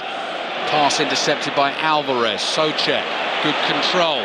Finds Somerville. Fans excited again. Somerville speeding in towards the edge of the box. Lays it off to his right to Wan-Bissaka. Touch takes him wide. Cross is blocked here. The ball is still loose inside the Manchester United penalty area. Brilliant 1-2 between Bruno Fernandes and Casemiro. What a pass that is outside of the right foot from Fernandes. Garnacho herring down the left-hand side. Clever ball infield to Højlund. Højlund hits the shot with real power and Fabianski palms it away, and it's behind for a corner to Manchester United. This game is livening up. It is. It's all Bruno Fernandes again, outside of the foot into Garnacho, but as he gets squares people up, just sees Højlund inside. The space opens up. Wonderful shot with his left foot, the power. Fabianski just watches it all the way, and Manchester United finally start the second half. 12 minutes gone in this second half, still 0-0. Chelsea leading Newcastle 2-1. Crystal Palace 1-0 up on Tottenham. Team news on the way shortly from the Emirates Stadium ahead of the Arsenal-Liverpool commentary here on 5 Live. Pretty much every player gathered around Fabianski. Low skiddy corner into the near post. Takes a deflection up in the air, and Fabianski can take no chances at all there. Just reaches up and tips the ball over the crossbar, and it goes behind for another corner. Casemiro's just right on top, isn't he, of the goalkeeper. Fabianski just blocking for that ball that goes behind him. Another two behind the goalkeeper. It's very off-putting, literally ringing everybody inside that 6-yard area. Still 0-0. Manchester United corner. Taken by Eriksson from the left, slightly deeper. Fabianski comes through a crowd of players, punches it away. Somerville, the ball falls at his feet. He goes scampering away down the left-hand side, beats the challenge of Dalot, skips past Garnacho, then caught by De Ligt. That is a free kick for West Ham. Matthias De Ligt will get booked. Let's get the team news ahead of Arsenal-Liverpool from John Murray. Well, the Arsenal news is that Saka and Timber are both fit and in the team. So there's no Calafiori, but Saka and Timber will start the match. So the Arsenal team, Raya in goal, looks like Partey at right back, White and Gabriel in central defence, and Timber at left back, then Marino and Rice, Saka, Trossard, Martinelli and Havertz. So among the Arsenal subs, Jesus, Jorginho, Zinchenko and Sterling. And the Liverpool side, Jones comes back into the team, Szoboszlai on the bench for this one, as well as Gakpo. So the Liverpool team, Kelleher, Alexander-Arnold, Konate, Van Dijk and Robertson, then Gravenberch with Jones and McAllister, Salah, Nunez and Diaz. Thank you, John. Looking forward to listening to the commentary on 5 Live and BBC Sounds on the way. Arsenal against Liverpool. While John was giving us the team news there, less than an hour of this game played, and Eric Ten Hag has decided to remove Marcus Rashford. So Amad Diallo has come on for Rashford. And that's brilliant skill here from Aaron Wan-Bissaka, making fools of his former Manchester United teammates. Good ball forward to Antonio as well. Antonio plays it back to Souček. Souček right in the middle of the Manchester United half. Across to Rodriguez. West Ham fans sensing something here. Bowen makes a run into the box. Wan-Bissaka stretches, didn't get a touch. Alvarez is up there trying to get onto the ball, which is loose, and then Manchester United clear to the left, and Fernandes is going to drill a ball downfield, and it nearly clears Todibo, who leaps to win the header, and it doesn't go out for a throw, drops down on the touchline, and West Ham can play again. Ball passed across the halfway line to Souček. Looks better from West Ham at the moment. Here's Emerson. Emerson slides a pass forward. There you go, there's the fans, they like it. Lopetegui's out the area, driving them forward, the noise is increasing. This is what we've expected in this game. Yeah, West Ham fans much preferring what they're seeing after the break here. Let's check in at Selhurst Park, second half. Palace against Tottenham. Mike Williams. It's still Crystal Palace 1, Tottenham 0, but there's Eze with a shot, almost 2-0 for Palace. Eze, since you were last with me, also had a goal disallowed. He thought he had beaten Vicario, but the flag was up on this near side. Eze and then again brought down to the howls of protestation from the Holmesdale Road, and they were convinced that was a penalty. Referee Darren Bond, though, wasn't having it. Palace on top here, and they still lead Spurs by a goal to nil. Former Palace man has scored for Bayern Munich today as well. They're 2-0 up at half-time in the Bundesliga away to Bochum. Michael Elise with one of the goals, Jamal Musiala with the other. We have got half an hour to play plus added time here. Still no goals at the London Stadium. Rodriguez on the ball on the right for West Ham, looking for the run of Bowen. De Ligt comes thundering across. He's on a yellow card, going to have to be a little bit careful. That was a good challenge though. Mazraoui's lost it to Wan-Bissaka.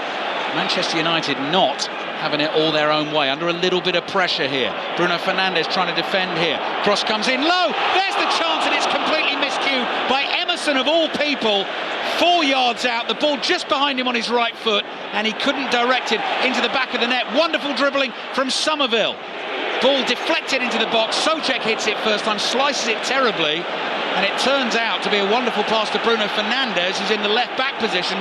He's looking for one of those long raking balls forward to Alejandro Garnacho. That's intercepted. Wan-Bissaka gets it back for West Ham. He's stopped in his tracks, and the ball just drops inside the West Ham half. Quickly to Stamford Bridge, Sahel Sahi. 58 minutes played, Chelsea 2, Newcastle 1. Chelsea in total control. Since you were with me last, Pedro Neto's hit the post from a Madueke cross. Chelsea 2, Newcastle 1. Commentary continues on that one on Radio 5 Sports Extra. Match of the Day 2 tonight, BBC 1 at 10:30. If you can't watch it live, it'll be available on the BBC iPlayer. All the reaction after the games today in the Football Daily podcast, the Premier League debrief on the BBC Sounds app. Alvarez's ball floated up to the far post, headed away by Mazraoui.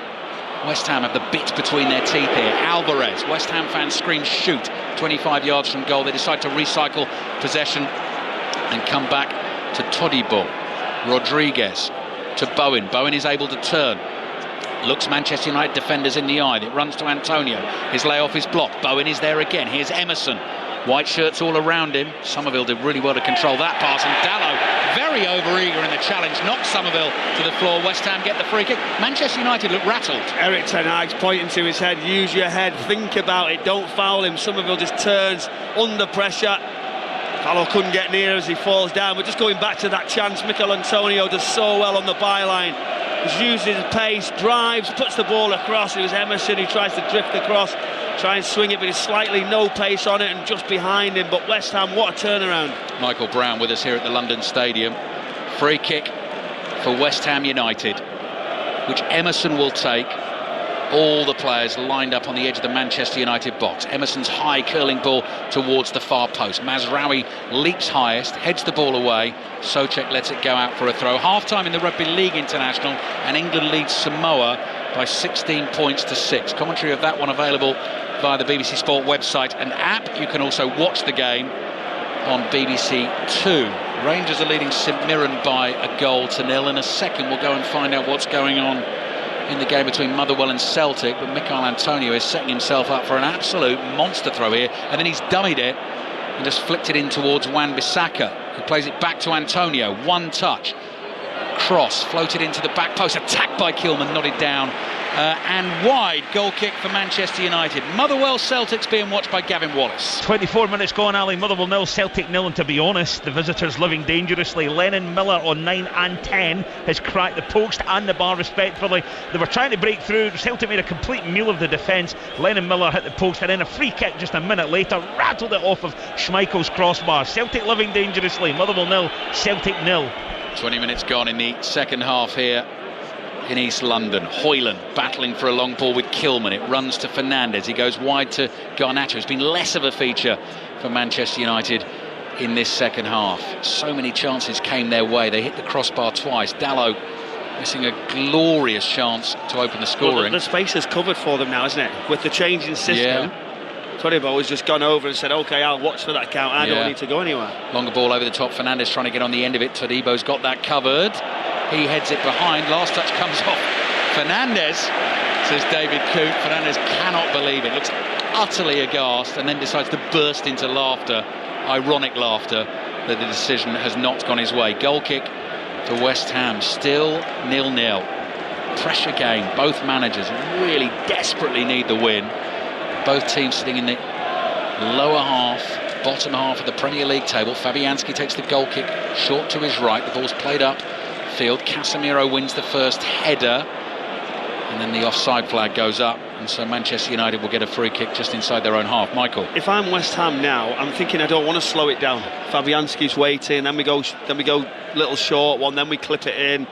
Just carry on with the tempo. Go for it. I think you're at home. I think it's there. Manchester United don't want that high energy game. Marcus Rashford off. Yeah, big call. Big call. Amad Diallo's on the ball now. On offside flag goes up against him. There's been a goal at Ibrox. Another one. Kenny Crawford. It's getting very interesting, Ali. It's Rangers 1, St Mirren 1. The Buddies are back in it, and it's a brilliant header by Alex Gogic, the Cyprus midfielder. Corner from Scott Tanser, in swinging. Gogic rises above everyone and puts it in the top right hand corner. Rangers 1, St Mirren 1. I wouldn't say Rashford had a strop, Michael, but disconsolate was definitely the word. Head down. There was a little handshake between him and Erik ten Hag, and I could see people trying to talk to him as he made his way back to the seat in the dugout, but did not look best pleased that he'd been removed less than an hour into the game. He's fragile, isn't he? That's what I get sort of. He's just not there, Marcus Rashford. Right. And whatever the reason is, well, it's another knock. He wouldn't want to come off in this. Manchester United have turned possession over, and here is Amad Diallo, the substitute, into the penalty. Oh, clever step over, great tackle though by Kilman. He nearly fell for it and didn't. He stuck out a left boot. He got a really important touch on the ball. Eriksen's kept it in play. Manchester United have it. This is inside the West Ham half, wide on the right with Eriksen. Bruno Fernandes just moves into space menacingly as always. Ball forward towards Dalot, back to Eriksen. Opening goal in the game between Motherwell and Celtic, Gavin Wallace. Yeah, completely against the run of play though. It's for Luke McCowan for Celtic. Motherwell 0, Celtic 1. He picked the ball up just outside the box, managed to twist and turn himself away and slotted home to Oxford's left hand side. It's Motherwell 0, Celtic 1. And Rangers 1-1 against St Mirren earlier on today. Hibs 1, Hearts 1. We're midway through the second half here. West Ham 0, Manchester United 0. West Ham had that sort of 10-15 minutes of momentum and pressure they were building. Come away from that a little bit now, and Manchester United on the ball inside their own half. Eriksen side foots one to Mazraoui. Down the left it goes to Fernandes. Back to Mazraoui. Ball in field to Eriksen. Amad is calling for it wide on the right with both arms in the air, but Eriksen doesn't decide to go there. The ball is slowly making its way there now via the right foot of Casemiro. Here's Amad, he's overrun it straight into Emerson, cleared as far as De Ligt. Tension increasing every minute that ticks by. Eriksen plays back to De Ligt. White shirt untucked, this Manchester United change kit, the red and black stripe across the chest. Here's Amad again, up to the edge of the penalty area. Quick little ball fizzed into the feet of Casemiro. Out wide to Dalot on the right. Dallow's cut back, finds Amad. He's looked good on the ball since he's come on. Casemiro's left-footed cross drops inside the West Ham area. Todibo, good defending, volleys it away with his left foot. De Ligt relishing the physical battle with Antonio, wins the header. Ball goes sideways to Lisandro Martinez, who's got to come all the way back to his goalkeeper Onana, who's well outside his penalty area. Long clearance downfield. Amad watches it sail over his head. Emerson is there and he plays back to his goalkeeper Fabianski. What have you spotted, Michael Brown? Danny Ings coming forward. So another change for West Ham. It's just gone a little bit flat. That tempo was up. That was so important. I know it's tough to do against sides, and if Manchester United, they're going to have their spell, they're going to get back on the ball, but West Ham can go for this. Julen Lopetegui has his right arm around Danny Ings' shoulder, giving him instructions right now. He's only made 3 substitute appearances in the Premier League so far this season, Ings, but got a crucial late equaliser against Fulham. He'll be desperate to get out there and get a bit of time to try and have an impact on this game. Good build-up from West Ham down the right. Jared Bowen zipping forward, drops a shoulder, tries to work it onto his left foot. Casemiro makes the tackle. Here's Højlund. Højlund, high curling pass out to Amad. Has support from Bruno Fernandes, goes for the backheel pass to Dalot. Went behind Dalot. Emerson onto it for West Ham. Finds Somerville. Somerville uses Emerson again down the left. Emerson's cross blocked by De Ligt and out for a throw-in to West Ham in an attacking position. It's one of those right there. The back heel that he tries, Ahmed, was brilliant, but just didn't come off. It was sensational play, but in the area where you go, why did you do that? We got counter-attack, Emerson down that left-hand side, good recovery runs, got into good position.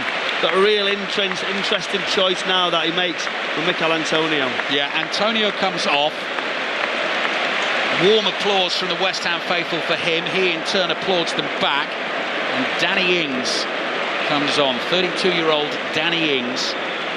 Rare chance in the Premier League for him, but when he is a fabulous finisher, isn't he, Michael? Yeah, great finisher. He just needs a chance. And if Ferto Lopetegui, he's done so well, Mikel Antonio. He's worked very hard. He's occupied that line. He's had to be patient at times. He just gets some applause from the fans, and rightly so. But Danny Ings is different. Now he'll just split in between the two centre-backs. He'll look for a chance. The wide players have to deliver the ball to him, though. You get Somerville on the ball more for that also. Here's Emerson, having taken that West Ham throw. Cross comes in. Dalot leaps, blocks with an acrobatic right leg in the air. It goes behind for a corner. Chelsea 2, Newcastle 1. Commentary over on Sports Extra. Crystal Palace still leading Tottenham by a goal to nil. If it remains like that, the longer that goes, that is going to get very, very edgy. Crystal Palace looking for that first league win of the season. Commentary of that game available via the website and app, the BBC They don't know what to do, now. Manchester United players. Well, from these corners, here comes Emerson's delivery, headed away. Oh, Somerville, I thought he was going to hit it. He's laid it off instead to Wan-Bissaka. Stands the ball up to the far post. Fernandes jumps, claims he got a shove in the back. The ball's not gone out of play. Emerson stands another cross up, attacked at the far post by Ings and headed behind. Yeah, it has gone behind, and Onana catches it, but he was behind the goal line. It's going to be another corner for West Ham. They're all waving their hands. They weren't sure of the setup, where to go. That organisation needs to be better. One substitution, Mikel Antonio goes off, they adjust it slightly. They've got to organise quicker on the pitch. 9th Premier League game of the season for both these two teams. West Ham just 2 wins, Manchester United just 3 wins. This one still 0-0. West Ham corner. Bowen takes with his left foot, curling it. Oh, there was the header for Kilman, who was up, and it's gone glancing across his forehead and wide of the target. He had the space as well. Delivery was good. The timing of the run possibly could have been a little bit better. It just goes over the top of his head, and that's a chance. He causes problems front post as well. That little nudge that we've seen from Fernandes, from Souček, you know he can attack the ball. But the fact again there, I mean, just like you picked up from the previous corner, Michael, the fact that Kilman's standing there 6 yards out and no one's allowed a free header. It's on point to go. Yes, yeah. Manchester United looking a little confused at defending the set pieces. We've seen recent weeks Manchester United get done from the set pieces. Garnacho's ball in field, he's giving it away. Todibo, quick pass forward to Bowen. Bowen, right hand edge of the area. Ings slightly scuffs it, might run to Somerville, who scores and rips his shirt off in celebration. His first goal for West Ham. He's absolutely delighted, and he comes racing down the touchline here, back towards the West Ham dugout. The rest of his teammates are left to celebrate alone on the field. What a moment for West Ham United. What a moment for young Crescencio Somerville. And after all the chances came and went for Manchester United in the first half, they find themselves behind. West Ham 1, Manchester United 0. Well, full credit. There was a loose pass and then it played forward much quicker, West Ham. And then they attack the box. You've seen Danny Ings try to hit that strike as it comes across the face. They get lucky with it, to be honest, but Somerville doesn't give it up. He arrives on the back post, he slides, it's going past him. He gets to the outside of his right foot, he just manages to drift it into the corner, and off he goes, celebrating to the bench. What a moment. Yellow card, of course, for taking the shirt off in the celebration, but the emotion just came flooding out there. Huge goal for Somerville, even bigger for West Ham and Julen Lopetegui. And what's it going to mean for Manchester United and Erik ten Hag? They've got 15 minutes, just a little bit more than that, to try and do something about it. Somerville kept his run going, as Michael was saying, pops up at the far post and sticks it in with the outside of his right boot. And West Ham here looking to make it 3 consecutive home league wins over Manchester United for the first time since the late 70s. Casemiro's header to the right. London Stadium absolutely buzzing now. What about the relief? It was like it just lifted, didn't it, all around. They can't believe it, the second half. Bruno Fernandes senses the urgency, outside of his right foot, finds Garnacho. Garnacho on the dribble, back to Fernandes, edge of the box, left-footed cross into the far post, covered by Rodriguez, headed behind for a Manchester United corner, set up for a dramatic last 15 minutes here at the London Stadium. West Ham 1, Manchester United 0. Chelsea 2, Newcastle 1. Crystal Palace 1, Tottenham 0. Those are the Premier League scorelines at the moment. I tell you what's worth a look, the celebration as well. Yeah. He could have got a couple of yellow cards, couldn't he? I mean, he's run everywhere with that shirt on. He enjoyed it. West Ham fans absolutely loved it. Christian Eriksen waiting to take the corner, so West Ham have got a switch on, defending to do. Eriksen with his right foot, delivers, drops down inside the penalty area. Casemiro flicks it up in the air, half cleared. Garnacho forced wide on the left, hits the cross. Rodriguez blocks. Garnacho side foots the ball back to Dalot. Garnacho still in space on the left-hand side. Dallow's found him. Garnacho chops back onto his right foot. That's a good cross. Hoyland missed the header. Fabianski had a flap, got a touch. Ahmad with a left-footed drive, and it's cleared 4 yards from the goal line by Max Kilman. Manchester United suddenly piling on the pressure. Bruno Fernandes side foots a little ball back to Ahmad. Ahmad plays to his right here. Martinez over on the right wing. Hits the cross in towards the penalty area. It's cleared. Dalot heads it forward. Somerville at full speed goes chasing the ball into the Manchester United half. And Bruno Fernandes is able to get it back to his goalkeeper, Michael Brown. Great delivery before, weren't they? And I'm thinking either go Hoyland, ready to just try and glance the header in, but it's brilliant goalkeeping, very brave from Fabianski, who punches it. And that took all the pressure off, but good reaction from Manchester United. West Ham lead Manchester United by a 1-0. Second half in the Rugby League International. England against Samoa. Sharon Shortall. Just into the second half, and England are leading Samoa by 16 points to 6. 3 tries in the first half, coming from Herbie Farn with Matty Ashton and George Williams, and just an interception try from Dean Mariner in reply for the Samoans. England very much in command. They lead by 16 points to 6. Fernandes chests the ball down, edge of the area, right-footed drive, took a couple of deflections, and a West Ham player down, having been struck on the side of the head. It will be a Manchester United corner. I think the ball's caught him in the side of the face there, so we are going to get a stoppage in play, with West Ham still leading by 1-0. Edson Alvarez is the one who has caught the ball and remains down. Let's check in at Stamford Bridge. Sahel Sahi. 2 minutes to play here. Chelsea 2, Newcastle 1. Newcastle edging their way back into the game. There's a Joe Linton cross from the left, an Isak header. Reece James with the defensive clearance. Chelsea leading by 2-1. Edson Alvarez still receiving treatment. What about events at Selhurst Park? Mike Williams. Palace still leading Spurs by 1-0. Tottenham, though, desperately trying to claw their way back into this one. Ange Postecoglou has made a triple substitution, bringing on Pape Sarr, Timo Werner and Richarlison. Yet, though, they are yet to find a breakthrough. 15 minutes to go, and they still trail Palace by 0-0. Christian Eriksen's been taken off. Joshua Zirkzee has come on, who will certainly add a physical presence for the set pieces for Manchester United, which they're about to take this corner from the right. Bruno Fernandes. Eriksen was going to take it, but now he's been substituted. Fernandes will come across and take it, and they've got work to do. Manchester United fans, arms crossed, staring out towards Bruno Fernandes, and the Manchester United players waiting for the set piece to be taken. Didn't take their chances in the first half. have been punished in the second half, and Julen Lopetegui rewarded for the 3 changes he made at half-time. Motherwell Celtic in the first half. Gavin Wallace. Yeah, we did have another goal. It went in for Celtic, but there was a handball in the build-up to it inside the box. Reasonably lengthy VAR check, Ali decided, though. The referee didn't have to come over, but there was a handball in the build, but it stays Motherwell 0, Celtic 1. And what about events at Ibrox? Rangers St Mirren, Kenny Crawford. 38 minutes gone, Ali. It's still Rangers 1, St Mirren 1. Modi Omande's opener for the hosts, but then a header from Alex Gogic to equalise, and that Rangers makeshift defence looks very, very shaky. Rangers 1, St Mirren 1. Manchester United behind here at the London Stadium. 11 points from 8 games so far in this Premier League season. Only in 2019-20 have Manchester United had fewer points after 8 games of a Premier League season, and at the moment it looks like they are staying on 11 points in the bottom half of the Premier League table, and all the time falling off the pace towards the top 4 in the European qualification positions. So Alvarez back on his feet for West Ham. He's going to have to come off, so West Ham a man down temporarily while Manchester United wait to take the corner. Took a whack in the side of the face, still rubbing his jaw. Bruno Fernandes now ready to go.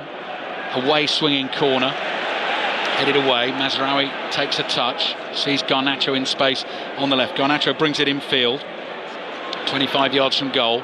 Play back to Ahmed. Ahmed's diagonal into the far post, headed back across goal. Xerxes up with the header, and it's nodded in by Casemiro. Casemiro gets the equaliser for Manchester United. Julen Lopetegui kicks a water bottle away in frustration. West Ham had the lead, but not for long. Casemiro's header makes it West Ham 1, Manchester United 1. Well, that's the set piece. Manchester United just kept it alive. It was Ahmed who just drifted the ball in around that back post. It was a good run initially, just seeing if there might be a slight offside in the build-up. We don't know with Casemiro. Xerxes gets a chance to head it towards goal with no real conviction, and it just heads towards Casemiro with the simplest of headers into the roof of the net. Great reaction from Manchester United, a really well-worked goal. Diogo Dalot was the man who got on the end of the Ahmad diagonal, did really well just to keep that ball alive, knock it back into the danger area. As you say, Michael, Xerxes, I'm not sure whether he was trying to head. No, he's heading for goal there, isn't he? And he's got it wrong, and Casemiro's done the business. How's your luck for Xerxes there? He's done well not heading it. Well, Erik ten Hag needed that, and you could see what it meant to Julen Lopetegui as well. Sheer frustration boiling over into the last 10 minutes of the game. West Ham 1, Manchester United 1. Header back towards Onana, which he's able to grab as Danny Ings closes in. Another goal at Carrow Road in the Championship. Paul Scott. 4 minutes to go until half-time. It is Norwich 1, Middlesbrough 2. Middlesbrough have turned this around from a Norwich corner. A wonderful counter-attack led by Ben Doak. He fed it through for Anthony Dijksteel, who found Tommy Conway in off the post for his second of the afternoon, as Norwich go close to an equaliser, with Sargent just fizzing his shot wide. End-to-end this one. Norwich 1, Middlesbrough 2.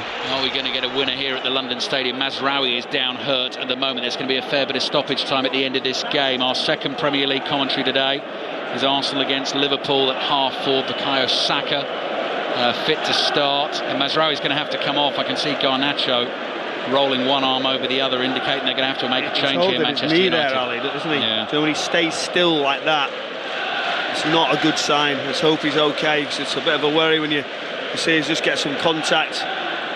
He sort of just jars and he pulls up. Yeah, let's see. But Garnacho sort of straight away, isn't he? Said we've got to change him. Struggling. But now what's going to happen in this game? Does it look like West Ham had something to hold on to? But as soon as Manchester United went behind, their urgency, the levels, the intensity went up, and almost forced it, didn't they? Yeah. Victor Lindelof is waiting to come on. Made his first start of the season against Fenerbahce on Thursday night. Couldn't last the whole game, but is ready to go again now to replace Mazraoui. So many injury problems for Erik ten Hag. While we're waiting for Manchester United to make the change, let's head back to Stamford Bridge. Sahel Sahi. 10 minutes to play here. Alistair, still Chelsea 2, Newcastle 1, but Newcastle nearly equalised. Wesley Fofana with a headed back pass. It fell short.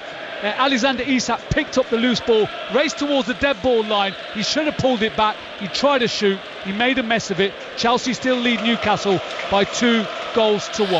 Right, Victor Lindelof on for Manchester United. Lisandro Martinez moves back to left back where he started on Thursday night and did so against Brentford last weekend. Lindelof and De Ligt now the two centre-backs. Dalot at right back. Garnacho working hard for Manchester United to keep the ball, followed by Wan-Bissaka all the way into the United half. High spinning ball forward. Dalot lays it off to Ahmad. Ahmad hits the curling shot from outside the penalty area. Easy save for Fabianski, who flops to his right as he catches the ball.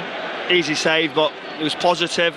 Overlap, they're trying to get that long diagonal pass as Dalot comes for late, tries to just get inside that West Ham defence, but it's a good effort, comfortable for the goalkeeper.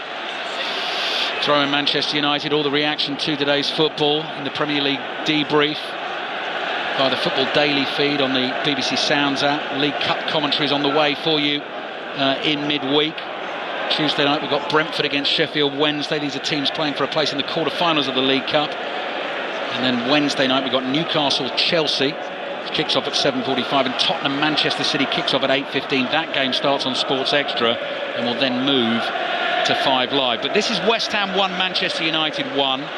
6 minutes plus added time remaining. Crescencio Somerville giving West Ham the lead. Casemiro equalising with a header for Manchester United. Fabianski puts everything into that right-footed clearance, chested down by Emerson. Ahmad in with the challenge. Somerville quick, but so is Dalot. Or Somerville just gave him a little nudge, knocked him off balance. And scrambling, Somerville keeps that ball in play for West Ham. Plays it back to Emerson. Finds Alvarez. Alvarez turns away from Xerxes. Thought he was running into a dead end there. Finds Somerville. Somerville's cross in, chested down inside the box by Souček. Cleared away, but only as far as Somerville. Somerville's right-footed cross comes in early again, all the way through to the far post, and Martinez just lets it glide past him, and the West Ham players are claiming they should get a corner. They get a corner. I don't know how they got to it. It might be the right decision, because the referee was looking at the assistant referee, see if the flag was going to go for a bit of help, and all he's waiting on is reaction. Let's see if we get another look whether it just clips, and it was Martinez off his sort of right shoulder. He keeps his arm really close to his side, because you know what that means, but they got it right, the officials, in the end. West Ham corner. Jarrod Bowen takes pacey delivery into the near post. That's a really convincing header away from Casemiro, who may have saved Manchester United this afternoon. His header has made it 1-1. Kind of result that sort of leaves both teams still in no man's land a little bit, both desperate for the win. Both might end up with just a point. Here's Bowen. Good skills, having received it from Wan-Bissaka. Another cross comes in. Casemiro's there again. It's headed back into that Manchester United penalty area. Lindelof jumps, might drop, loose ball. Sticking out a foot is Kilman. West Ham fans going up for a penalty. Bowen trying to get on the end of it. Still inside the Manchester United area. Tadebo's cross deflected to the near post, and Onana grabs it. Had everything. That little bit of counter there, and everyone going down. You can hear the West Ham supporters wanting something, but it just didn't drop. There's too many bodies. But just going back to where you're saying the draw and how the game's gone, I do feel like sort of both managers will walk away, sort of go, well, we've seen something. Both sets of supporters. We keep saying that, though. Well, I think with do you understand Manchester what I mean? I don't think that. we're going to see a drastic thing where if someone had lost this game, West Ham at half-time, it would have been right. Or if Manchester United just lose as well, the pressure is just going to be too much for Ten Hag. Next up for West Ham is Nottingham Forest away. Next up for Manchester United is midweek League Cup action. Wednesday night they're at home to Leicester. They've taken a free kick quickly. They want to. They're not allowed to. We'll deal with this free kick and then we'll take you to Carrow Road, where another goal has gone in, I'm being told. No, wait, hang on. No, referee is being sent to the screen here, and we are checking a possible penalty. In the box before, when we had that scramble inside the Manchester United penalty area. They were asking for it at the time, and after a long time, David Coote has eventually been sent to the screen. So we could have a dramatic turn of events here at the London Stadium. We are waiting to see the replay on our monitor. There was a West Ham player down in the box after the scramble, and you could see the West Ham players talking to the referee at the time. All we can see at the moment is David Coote looking at the screen, and now we're getting the images. Danny Ings goes for the ball. De Ligt's going for the ball. Oh, that outstretched leg. From, I see. Yeah, the outstretched leg as he goes over the top of it. They're saying there's contact there, which knocked him. De Ligt. As he comes into the picture, De Ligt. That's a coming together, isn't it, Michael, really? Well, it's the saying is what they're saying is dived over the top of it. Matthias de Ligt from a distance here. The assistant referee is holding all the his back. players can see it, and they're giving their opinion in the mics to the officials, which goes through to everybody else. That's what they're trying to. And he's explaining what he's done. This is so strange. David Coote stands 10 yards away from this, and he is taking an absolute age to decide here. Didn't see it at the time. He's getting a close-up view now. He's watching it again and again and again. The ball sort of gets trapped between de Ligt and Ings. What's he going to decide? He's going to change his mind. He's going to give a penalty to West Ham in the 90th minute of the game. Matthias de Ligt, flicking a leg out, has caught Danny Ings, who was running towards him. The bodies collide. It seems harsh to me. Manchester United complain. West Ham have an incredible opportunity to win this game. Just that contact comes through. It's a loose leg, isn't it, from de Ligt? That's what they're going to say. Why did he do that? Why was there no control as the player? You're saying coming together, a huge moment. But what I did say, Michael Oliver will be involved. Well, absolutely. Manchester United players are also talking about a potential handball. They feel there may have been a handball before de Ligt made the challenge from one of the West Ham players. That's what Andre Onana is miles out of his goal at the moment. He's going to have to try and save this penalty in a minute. He's midway inside his own half, delaying everything. Utter confusion and chaos here at the London Stadium. Michael, have another look at the replay and see if, and there's a little shirt pull. Is there a handball there? Does it hit Ings' arm before de Ligt catches Ings? On the picture, what we've just seen there, you can't say there's a handball. But now what does he do? Check complete? Does he now go and view another one? No, we can't have another one, surely. That check is complete. The penalty's been given. But what's he waiting see it for in real then? time. What's he waiting for, Ali? Michael Oliver spotted it, sent him to the screen. The penalty stands. The penalty stands. Manchester United are absolutely furious. And Rob Nothman, our producer today, has just written in block capital letters to me. How on earth is that clear and obvious? In terms of the referee didn't spot it at the time. Yeah, but it's Michael Oliver. Michael Oliver is in VAR. It was never going to change, Ali. Right. He's the lead referee, no? 12 minutes of added time. So there is still plenty of time in this game, even if Manchester United concede here to get back into it. But I mean, the complaints continue now. They are going to continue long after the game. Jared Bowen has to try and compose himself. Andre Onana has his back to Bowen at the moment. He's got his hands in the goal net. He's looking at thousands of West Ham fans who are giving him a ton of stick. David Coote had a long look at plenty of replays, decided what Michael Oliver spotted was worthy of a penalty. This is that penalty. Jared Bowen finds the bottom corner, and West Ham lead Manchester United by 2 goals to 1. They made protestations at the time that they felt they should have had a penalty. The game continued, then David Coote was eventually pulled back. Manchester United continue to complain. They've now got 12 minutes of added time to try and find an equaliser, but the bottom line at the moment is West Ham lead. West Ham 2, Manchester United 1. This is incredible. Do you ever see anything like this? This is why we all watch football. The drama inside the stadium, the joy on people's faces, the long wait from the West Ham supporters, and Jared Bowen had to wait, stay, be composed. And didn't he do well, sticking it right in that bottom corner? You take these opportunities, you take the chances when you're under it, and West Ham have delivered so far in this second half. Well, you'll be able to see the controversial moment on Match the Day 2 tonight, BBC One at 10:30, to have a look for yourself. Manchester United have got to forget the complaints, forget the anger, forget the controversy, and concentrate on trying to find themselves another equaliser. This place is absolutely jumping, as you can hear. Chelsea still lead Newcastle by 2 goals to 1. Crystal Palace are 1 up on Tottenham. A few minutes ago I told you there had been another goal at Carrow Road. I'm not sure if Paul Scott is there to tell us about it right now. Manchester United waiting to kick off. Paul, are you there? I am, Ali. It is Norwich 1, Middlesbrough 3 at half-time. A third goal from Borough on the stroke of half-time from Finn Azaz. The visitors have been brilliant. Norwich are heading for their first home league defeat in almost a year. It's Norwich 1, Middlesbrough 3 at half-time. In the Scottish Premiership, half-time at Motherwell, Gavin Wallace. It's Motherwell 0, Celtic 1. Luke McCowan, second Celtic goal of the season, enough to just give them the lead. He picked it up just outside the box, twisted and turned, and then just slotted it nicely for home. Lennon Miller has crashed the bar twice for the home side, but it's Motherwell 0, Celtic 1. West Ham 2, Manchester United 1. Hurried clearance away from Aaron Cresswell, who's been brought on. 500th league appearance in his career. Fantastic. Yeah, well, absolutely. And he's waited a long time as well for it then, hasn't he? That must have felt like a while. But what's going to happen at the end of this game now, Ali? Yeah. Well, I mean, we know that the referee will be surrounded by the Manchester United players when the full-time whistle blows, but as I say, at the moment they're concentrating on trying to get back level in the game. Manchester United have a free kick heading to Ibrox shortly. Half-time whistle has blown there as well. Let's see what Manchester United can do with this first of all. 45 yards out from wide on the right, Bruno Fernandes, good delivery into the penalty area. Souček gets ahead to it, goes straight up in the air, hits Somerville battling with Ahmad, and the ball has gone out for a throw into West Ham. Kenny Crawford, half-time details at Ibrox.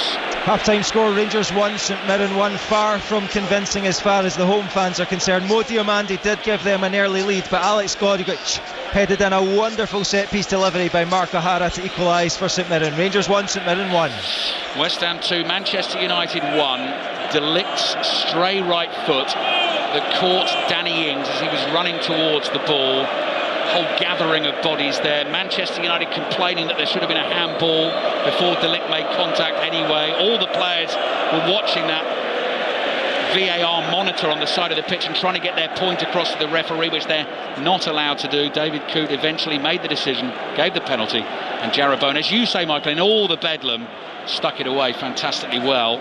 And that's why we're at West Ham 2, Manchester United 1, but we've still got 7 minutes to play. What's happening at Stamford Bridge, Sahel Sahi? We've got 6 minutes of stoppage time. Chelsea lead Newcastle by 2-1. They had a penalty awarded on the pitch. Simon Hooper pointed to the spot. Dan Burn had his hands on the chest of Nkunku. The VAR referee, Gerard Gillett, told Simon Hooper to go to the pitch side monitor, and he's turned his decision around. So no penalty, but Chelsea lead Newcastle by 2-1.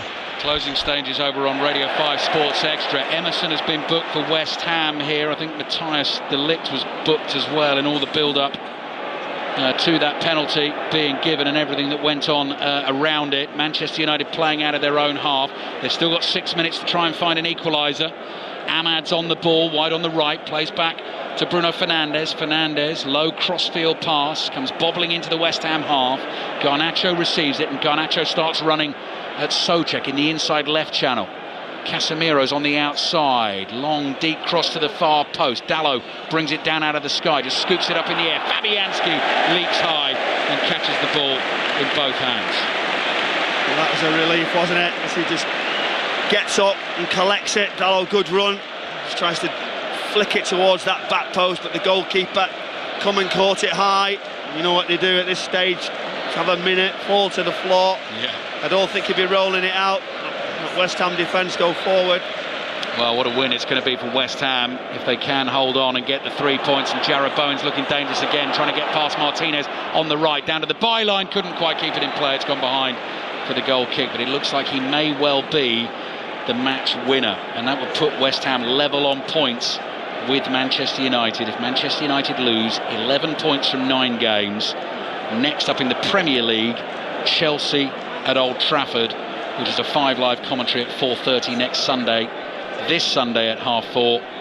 Coming up shortly, we've got full commentary on Arsenal-Liverpool. Garnacho speeding his way down the left. Todibo trying to hold him off. Does that just about. Turns by the byline. Clears. Wan-Bissaka is there to help out. Scoops a little pass down the right-hand side. Still 5 minutes to play here at the London Stadium. The ball's gone out for a Manchester United throw. Casemiro takes that as quickly as he can. Throws it to Bruno Fernandes. Fernandes passes behind Ahmad across to Lindelof.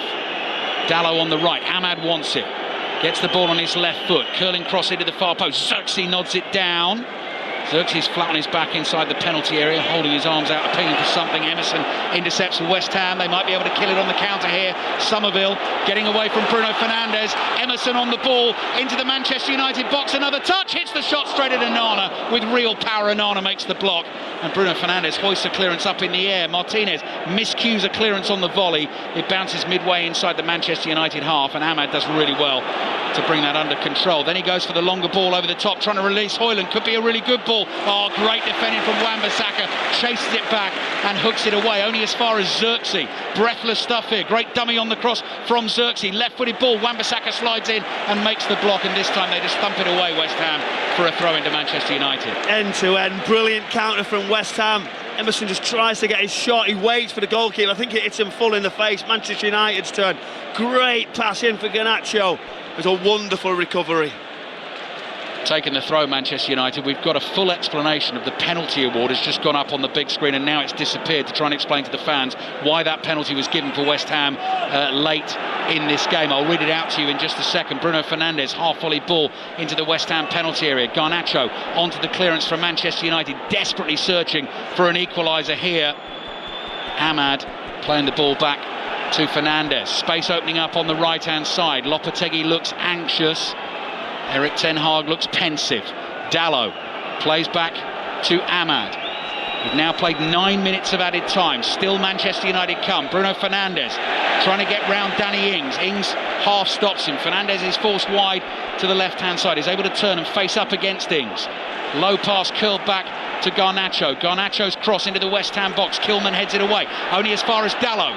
Dalot takes his time, controls the ball, scoops it up in the air. Lindelof heads it back across goal. Xerxes jumps up in the air. Lindelof nods it forward, still loose inside the West Ham box, and they cannot quite get it clear. Ahmad's ball finds Bruno Fernandes. Another ball, this time it's blocked at close range by Souček, and Souček is going to chase this all the way to the halfway line, and it falls nicely for Bruno Fernandes, who immediately turns and fires a low pass out to Garnacho. Garnacho's cross comes in. Højlund misses it. Ball is loose, and Fabianski catches it. Selhurst Park, Mike Williams. At the 9th time of asking, Crystal Palace have a victory in the Premier League, their first win of the campaign, given to them by Jean-Philippe Mateta's first half strike. They could have had more had Eberechi Eze's effort in the second half not been ruled out for offside. Palace hauling themselves out of the bottom three with this result. They've beaten Tottenham by a goal to nil. I think we've played 10 minutes of added time here. We've only got a couple of minutes left. West Ham lead by 2-1. The referee did not award a penalty to West Ham for a challenge by De Ligt on Ings. The VAR deemed there was sufficient contact on Ings' lower leg and recommended an on-field review. The referee overturned his original decision and awarded a penalty. That's exactly as we That's what we'd seen, and that's what we thought. But whether he ran onto it, whether he was going to play the ball, it was a strange one, and that's what's going to be talked about. Well, it is going to be debated long into the night. Chris Sutton and Robbie Savage taking the calls on 6:06 after commentary of Arsenal against Liverpool. Can Michael Brown. Manchester United create one chance? They've got to find something here. Well, they deserve more from the game with that first half performance, that's for certain. But they've got to do something here. This is a big moment. What's Ten Hag thinking? Yeah, could be heading for a 4th Premier League defeat of the season, unless Fernandes to Garnacho. Garnacho trying to squeeze space on the edge of the penalty area, being forced away from goal. Back to Ahmad. Last chance saloon. Fernandes curler just wide. Did it take a deflection? No, it goes behind for a goal kick. The game might be up for Manchester United. It's very close to, but you've just seen all of them West Ham bodies very narrow, all inside the penalty area. But it come to the right foot of Bruno Fernandes. He tried something, it was ambitious. He had to do something, but he didn't get that one right as it drifted well wide.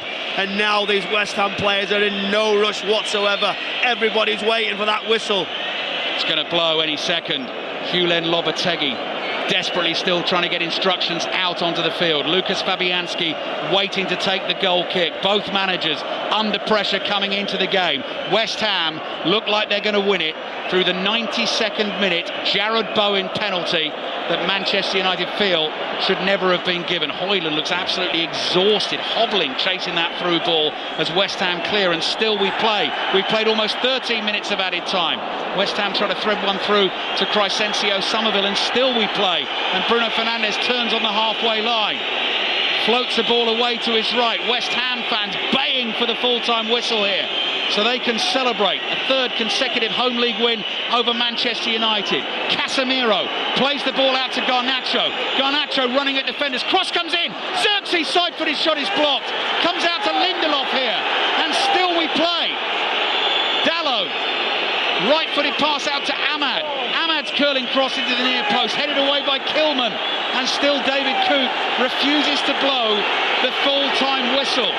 Almost 14 minutes of added time have been played. It was 12 the number that went up initially. Ahmad's on the ball on the halfway line. Anana's got it at his feet.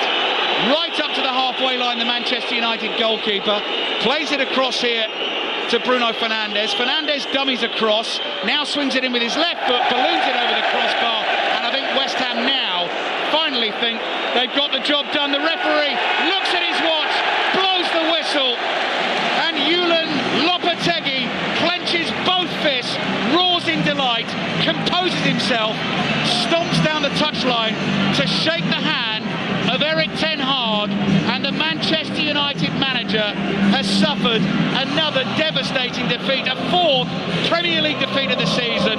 They could have been miles ahead by half-time, but they weren't. Somerville came off the bench to give West Ham the lead.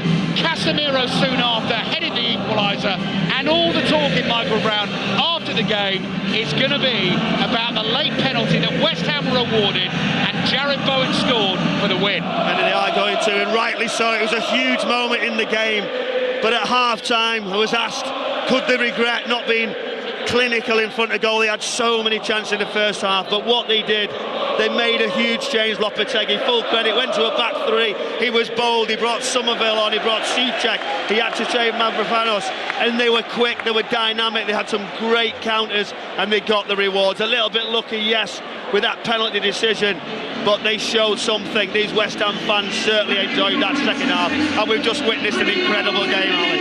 So much